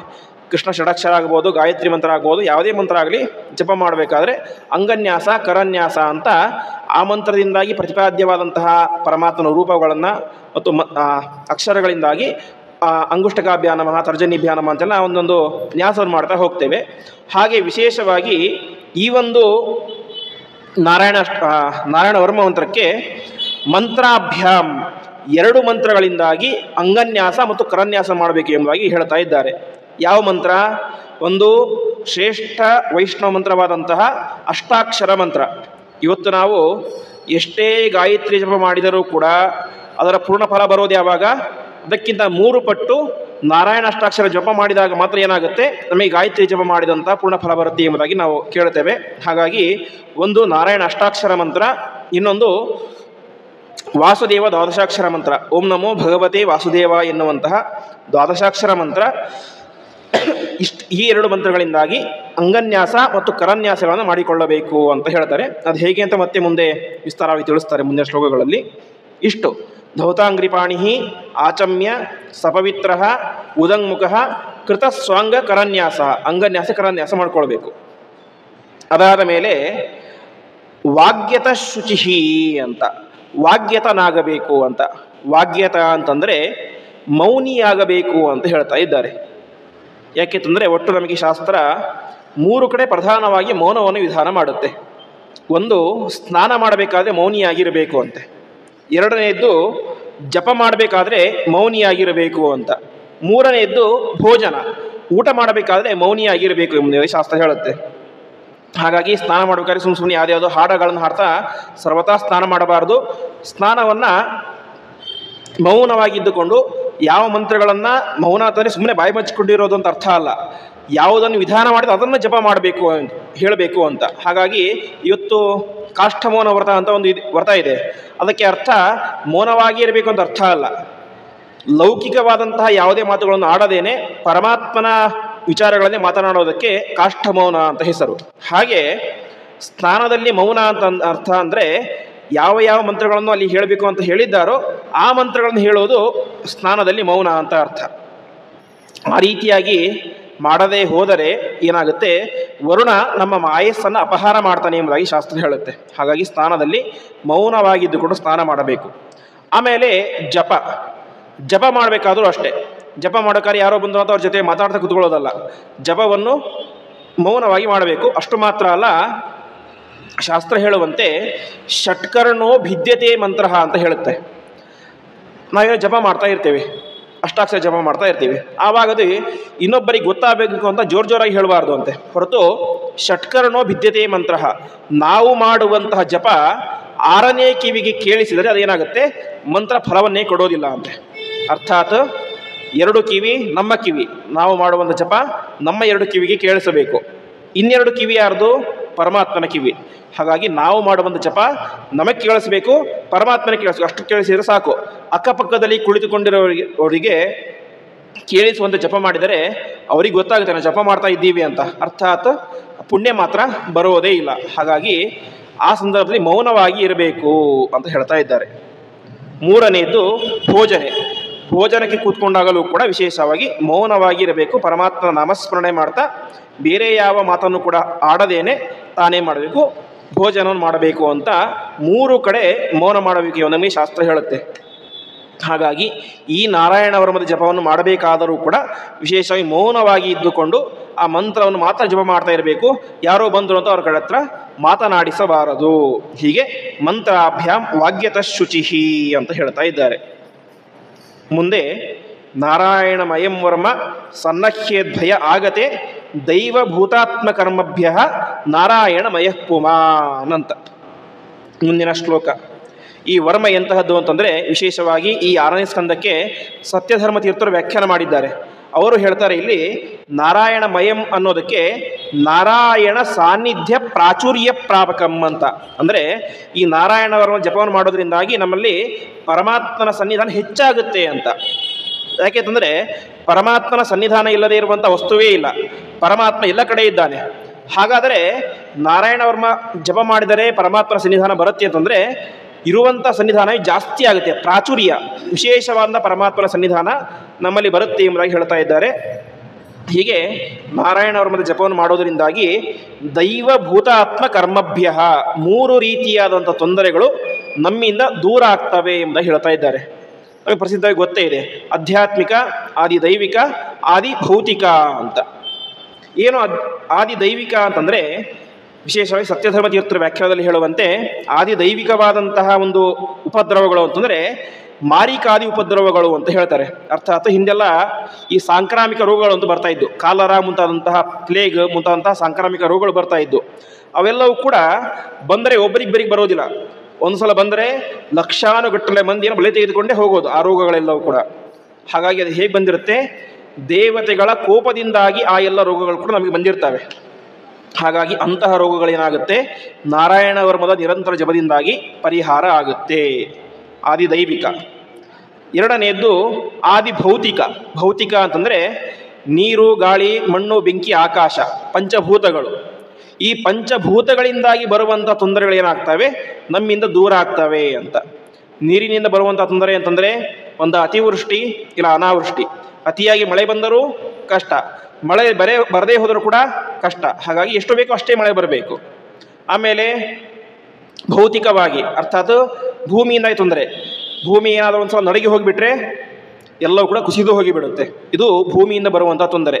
ಗಾಳಿ ಎಷ್ಟು ಬೀಸಬೇಕೋ ಅಷ್ಟೇ ಬೀಸಬೇಕು, ಅತಿಯಾಗಿ ಸುಂಟರ ಗಾಳಿ ಬಂದುಬಿಟ್ರೆ ಹಾರ್ಕೊಂಡು ಹೋಗಿಬಿಡುತ್ತೆ. ಆಮೇಲೆ ಬೆಂಕಿ ಸ್ವಲ್ಪ ತಾಕಿದರೆ ಉರಿಲಿಕ್ಕೆ ಶುರುವಾಗುತ್ತೆ. ಹೀಗೆ ಪಂಚಭೂತಗಳಿಂದಾಗಿ ಬರುವಂಥ ತೊಂದರೆ ನಮ್ಮನ್ನು ಕಾಡಬಾರದು. ಇದು ಆದಿಭೌತಿಕ. 3ನೇದ್ದು ಆಧ್ಯಾತ್ಮಿಕ ತಾಪ. ಆಧ್ಯಾತ್ಮಿಕ ತಾಪ ಅಂತಂದರೆ ಆತ್ಮ, ನಮ್ಮ ಒಳಗಡೆ ಇರುವಂತಹ ಅನೇಕ ರೀತಿಯಾದಂತಹ ತೊಂದರೆಗಳು. ಅಷ್ಟು ಮಾತ್ರ ನಮ್ಮ ಇವತ್ತು ಈ ಜನ್ಮದಲ್ಲಿ ನಮಗೆ ಏನೇ ತೊಂದರೆ ಬರ್ತಾ ಇದೆ ಅಂತಂದರೆ ಅದಕ್ಕೆ ಪ್ರಧಾನವಾದಂತಹ ಕಾರಣ ಹಿಂದಿನ ಜನ್ಮದಲ್ಲಿ ನಾವು ಮಾಡಿದಂತಹ ಕರ್ಮಗಳು, ಪಾಪಗಳು. ಹಾಗಾಗಿ ಆಧ್ಯಾತ್ಮಿಕ ಪಾಪ ಅಂತಂದರೆ ನಮ್ಮ ಹಿಂದಿನ ಜನ್ಮದ ಎಲ್ಲ ಪಾಪಕರ್ಮಗಳು, ಅದನ್ನು ಕೂಡ ವಿಶೇಷವಾಗಿ ಪರಿಹಾರ ಮಾಡುತ್ತೆ ಎಂಬುದನ್ನು ತಿಳಿಸ್ತಾ ಇದ್ದಾರೆ. ಹೀಗೆ ದೈವಭೂತ ಆತ್ಮಕರ್ಮಭ್ಯ, ಆಧ್ಯಾತ್ಮಿಕ, ಆದಿಭೌತಿಕ ಮತ್ತು ಆದಿದೈವಿಕ ಎಂಬಂತಹ 3 ರೀತಿಯಾದಂತಹ ಸಂಕಷ್ಟಗಳಿಂದಾಗಿ ಪರಿಹಾರ ಮಾಡುವಂತಹ ಮಂತ್ರ ಯಾವುದು? ಅದು ನಾರಾಯಣ ವರ್ಮ. ಇಂತಹ ನಾರಾಯಣ ವರ್ಮವನ್ನು ಸನ್ನಹೇತ್ ಭಯ ಆಗತೆ. ನಮಗೆ ಏನಾದರೂ ಭಯ ಬಂತು ಅಂತಂದರೆ ತಕ್ಷಣದಲ್ಲಿ ಶಾಸ್ತ್ರೋಕ್ತವಾಗಿ ನಾರಾಯಣ ವರ್ಮವನ್ನು ಪಾರಾಯಣ ಮಾಡಿದರೆ ಆ ಎಲ್ಲ ರೀತಿಯಾದಂತಹ ಒಂದು ಭಯವೂ ಕೂಡ ಪರಿಹಾರ ಆಗುತ್ತೆ ಎಂಬುದಾಗಿ ತಿಳಿಸ್ತಾ ಇದ್ದಾರೆ. ಇಂತಹ ಒಂದು ಜಪವನ್ನು ವಿಶೇಷವಾಗಿ ನಾರಾಯಣಮಯ ಪುಮಾನ್ ಸನ್ನಹೇತ್, ಇದನ್ನು ಜಪ ಮಾಡುವುದರಿಂದಾಗಿ ಆ ಒಂದು ವ್ಯಕ್ತಿಯಲ್ಲಿಯೇ ವಿಶಿಷ್ಟವಾಗಿ ಪರಮಾತ್ಮನ ಸನ್ನಿಧಾನ ಬರುತ್ತೆ ಎಂಬ ಹೇಳ್ತಾ ಇದ್ದಾರೆ. ಮುಂದೆ ವ್ಯಾಖ್ಯಾನದಲ್ಲಿ ಹೇಳ್ತಾರೆ ಜಪವನ್ನು ಹೇಗೆ ಮಾಡಬೇಕು ಅಂತ. ಒಟ್ಟು 3 ಅಂಶಗಳು ಇರಬೇಕು ಅಂತೆ. 3 ಚಾತ್ತ ಪ್ರಶಂಸಂತಿ ಶೌಚಂ ಅಕ್ರೋಧಂ ಅತ್ವರಾಂ. ಜಪ ಮಾಡಬೇಕಾದ್ರೆ 3 ಇರಬೇಕು ಅಂತ. ಮೊದಲನೇದಾಗಿ ಹಿಂದೆ ಹೇಳಿದಂತೆ ಶುದ್ಧಿ ಎಂಬುದು ಅತ್ಯಂತ ಪ್ರಧಾನವಾಗಿ ಇರಬೇಕಾದದ್ದು. ಹೇಗೇಗೋ ಯಾವ್ಯಾವ ವಿಷಯದಲ್ಲಿ ಇದ್ದುಕೊಂಡು ಜಪ ಮಾಡಿದರೆ ಖಂಡಿತವಾಗಿಯೂ ಆ ಮಂತ್ರ ಫಲ ಕೊಡಲಿಕ್ಕೆ ಸಾಧ್ಯವೇ ಇಲ್ಲ. ಹಾಗಾಗಿ ಪ್ರಧಾನವಾಗಿ ಅಂತರಂಗ ಶುದ್ಧಿ ಮತ್ತು ಬಹಿರಂಗ ಶುದ್ಧಿ ಎರಡೂ ಕೂಡ ಇರಬೇಕು. ಶುದ್ಧ ವಸ್ತ್ರ ಉಟ್ಕೊಳ್ಬೇಕು, ಎಲ್ಲ ಕೂಡ ಶುದ್ಧವಾಗಿ ಇದ್ದುಕೊಂಡು ಶುದ್ಧವಾದ ಆಸನದಲ್ಲಿ ಕೂತ್ಕೊಂಡು ಜಪ ಮಾಡಬೇಕು. ಎರಡನೆಯದ್ದು ಅಕ್ರೋಧ. ಜಪ ಮಾಡಬೇಕಾದ್ರೆ ಯಾವತ್ತೂ ಕೂಡ ಸಿಟ್ಟು ಮಾಡಿಕೊಳ್ಬಾರ್ದು ಅಂತ ಹೇಳ್ತಾ ಇದ್ದಾರೆ. ಯಾರ ಮೇಲೂ ಯಾವತ್ತೂ ಕೂಡ ಸಿಟ್ಟು ಮಾಡಿಕೊಳ್ಳೇಬಾರ್ದು, ಅದು ಫಲವನ್ನು ಕೊಡೋದಿಲ್ಲ ನಮಗೆ ಜಪ. ಮೂರನೆಯದು ಅತ್ವರ, ವೇಗವಾಗಿ ಜಪ ಮಾಡಬಾರ್ದು ಅಂತ. ನಮಗೆ ಟೈಮ್ ಇಲ್ಲ, ಟೈಮ್ ಕಡಿಮೆ ಇದೆ ಅಂತ ವೇಗವಾಗಿ ಪಾರಾಯಣ ಮಾಡಿಬಿಟ್ರೆ ಅದೇನಾಗೋದಿಲ್ಲ, ಫಲ ಕೊಡೋದಿಲ್ಲ. ಅತ್ವರ, ನಿಧಾನವಾಗಿ ಶಾಸ್ತ್ರೋಕ್ತ ಕ್ರಮವಾಗಿ ಎಲ್ಲೆಲ್ಲಿ ನಿಲ್ಲಿಸಬೇಕು ಅಂತ ಹೇಳಿದ್ದಾರೋ, ಇಲ್ಲಿ ಫುಲ್ ಸ್ಟಾಪ್ ಕೊಡಬೇಕು, ಎಲ್ಲೆಲ್ಲಿ ಕಾಮ ಕೊಡಬೇಕು ಅಂತ ಹೇಳಿದ್ದಾರೋ, ಹಾಗಾಗಿ ಅಲ್ಲಲ್ಲಿ ನಿಲ್ಲಿಸಿಕೊಂಡೇ ವಿಶೇಷವಾಗಿ ಜಪವನ್ನು ಮಾಡಿದಾಗ ಅದೇನು ಮಾಡುತ್ತೆ, ನಮಗೆ ವಿಶಿಷ್ಟವಾದಂತಹ ಫಲವನ್ನು ಕೊಡುತ್ತೆ ಎಂಬುದಾಗಿ ಹೇಳ್ತಾ ಇದ್ದಾರೆ. ಹೀಗೆ ಇಂತಹ ಜಪವನ್ನು ಮಾಡಿದಾಗ ಏನಾಗುತ್ತೆ, ನಮ್ಮ ಒಳಗಡೆ ಎಲ್ಲ ಕಡೆಯೂ ಕೂಡ ವಿಶೇಷವಾಗಿ ಪರಮಾತ್ಮನ ಸನ್ನಿಧಾನ ಎಂಬುದು ಜಾಗೃತವಾಗುತ್ತೆ ಎಂಬುದಾಗಿ ತಿಳಿಸ್ತಾ ಇದ್ದಾರೆ. ಹೇಗೆ ವೇದ ಹೇಳುವಂತೆ ಅಂತರ್ಬಹಿಷ್ಠ ಸರ್ವಂ ವ್ಯಾಪ್ಯ ನಾರಾಯಣ ಸ್ಥಿತ ಎಂಬುದಾಗಿ ಪರಮಾತ್ಮ ನಮ್ಮ ಒಳಗಡೆನೂ ಇದ್ದಾನೆ, ಹೊರಗಡೆನೂ ಇದ್ದಾನೆ. ಈ ಜಪವನ್ನು ಮಾಡಿದಾಗ ಏನಾಗುತ್ತೆ, ಆ ಪರಮಾತ್ಮನ ಸನ್ನಿಧಾನ ಸತ್ಯಧರ್ಮ ತೀರ್ಥರು ಹೇಳುವಂತೆ ಸಾನ್ನಿಧ್ಯ ಪ್ರಾಚುರ್ಯ ಪ್ರಾಪಕಂ, ಪರಮಾತ್ಮನ ಸನ್ನಿಧಾನ ಎಷ್ಟು ವಿಶೇಷವಾಗಿ ನಮ್ಮ ಒಳಗಡೆ ಆಗುತ್ತೆ. ಆ ರೀತಿಯಾಗಿ ಜಪ ಮಾಡಿದಾಗ ಪರಮಾತ್ಮನೇನೆ ಒಂದು ಕವಚದಂತೆ ಇದ್ದುಕೊಂಡು ತಾನೇ ಮಾಡ್ತಾನೆ, ನಮ್ಮನ್ನು ಎಲ್ಲ ಕಡೆಯಿಂದ ಬರುವಂತಹ ತೊಂದರೆಗಳಿಂದಲೂ ಕೂಡ ರಕ್ಷಣೆಯನ್ನು ಮಾಡಿ ನಮ್ಮಿಂದಾಗಿ ವಿಶಿಷ್ಟವಾದಂತಹ ಸಾಧನೆಯಾಗುವಂತೆ ಪರಮಾತ್ಮ ನಮ್ಮನ್ನು ನೋಡಿಕೊಳ್ಳುತ್ತಾನೆ ಎಂಬುದಾಗಿ ಹೇಳ್ತಾ ಇದ್ದಾರೆ. ಈ ರೀತಿಯಾಗಿ ಒಟ್ಟು 5 ಶ್ಲೋಕಗಳ ಚಿಂತನೆ ಇವತ್ತು ಆಗಿದೆ. ಒಟ್ಟು ಇದರಲ್ಲಿ 43 ಶ್ಲೋಕಗಳ ಒಂದು ಸ್ತೋತ್ರ ಈ ನಾರಾಯಣ ವರ್ಮ. ಮತ್ತು ಮುಂದೆ ಈ ನಾರಾಯಣ ಅಷ್ಟಾಕ್ಷರದಿಂದಾಗಿ ಮತ್ತು ವಾಸುದೇವ ದ್ವಾದಶಾಕ್ಷರದಿಂದಾಗಿ ಮತ್ತು ವಿಷ್ಣು ಸಪ್ತಾಕ್ಷರ ಅಂತ ಒಂದು ಮಂತ್ರ. ಇವತ್ತು ನಾವು ಕೇಳುವುದು ಓಂ ವಿಷ್ಣವೇ ನಮಃ ಅಂತ ಆಚಾರ್ಯರು ಹೇಳಿದಂತಹ ವಿಷ್ಣು ಷಡಕ್ಷರ ಮಂತ್ರ. ಆದರೆ ಈ ಮಂತ್ರ ವೇದವ್ಯಾಸ ದೇವರು ಹೇಳಿದಂಥ ವಿಷ್ಣು ಸಪ್ತಾಕ್ಷರ ಮಂತ್ರ. ಇಲ್ಲಿ ವಿಷ್ಣವೇ ಅಂತ ಇಲ್ಲ, ವಿಷ್ಣವೇ ನಮಃ ಅಂತ ಬಿಡಿಸಿ ಒಟ್ಟು 7 ಅಕ್ಷರಗಳಿರುವಂತಹ ವಿಷ್ಣು ಸಪ್ತಾಕ್ಷರ ಮಂತ್ರವನ್ನು ಹೇಳಿದ್ದಾರೆ. ಆ ಮಂತ್ರಗಳಿಂದಾಗಿ ಅಂಗನ್ಯಾಸ ಕರನ್ಯಾಸ ಎಲ್ಲವನ್ನು ಕೂಡ ಮಾಡಿಕೊಂಡು ಆಮೇಲೆ ಜಪವನ್ನು ಶುರು ಮಾಡಬೇಕು ಎಂಬುದಾಗಿ ಹೇಳ್ತಾ ಹೋಗ್ತಾರೆ. ಆ ಒಂದು ಅಂಗನ್ಯಾಸ ಕರನ್ಯಾಸದ ಒಂದು ಚಿಂತನೆಗಳನ್ನು ಮತ್ತೆ ನಾಳೆ ಇದೇ ಸಮಯಕ್ಕೆ ಸರಿಯಾಗಿ ನಾವೆಲ್ಲರೂ ಕೂಡ ಇಲ್ಲಿ ಸೇರಿದಾಗ ಚಿಂತನೆ ಮಾಡೋಣ ಎಂಬುದಾಗಿ ಹೇಳ್ತಾ, ಇದೆಲ್ಲವೂ ಕೂಡ ಪೀಠಿಕೆ ಇದ್ದಂತೆ ನಾರಾಯಣ ವರ್ಮದ ಪೀಠಿಕೆಯ ರೂಪದ ಚಿಂತನೆಯನ್ನು ನಾವು ಇವತ್ತು ಸೇರಿ ಮಾಡಿದ್ದೇವೆ. ಮುಂದೆ ಜಪವನ್ನು ಹೇಗೆ ಮಾಡೋದು ಅಂತ ಚಿಂತನೆ ಮಾಡೋಣ ಅಂತ ತಿಳಿಸ್ತಾ ಇಂದಿನ ಈ ಒಂದು ಪ್ರವಚನವನ್ನು ಶ್ರೀಕೃಷ್ಣಾರ್ಪಣಮಸ್ತು.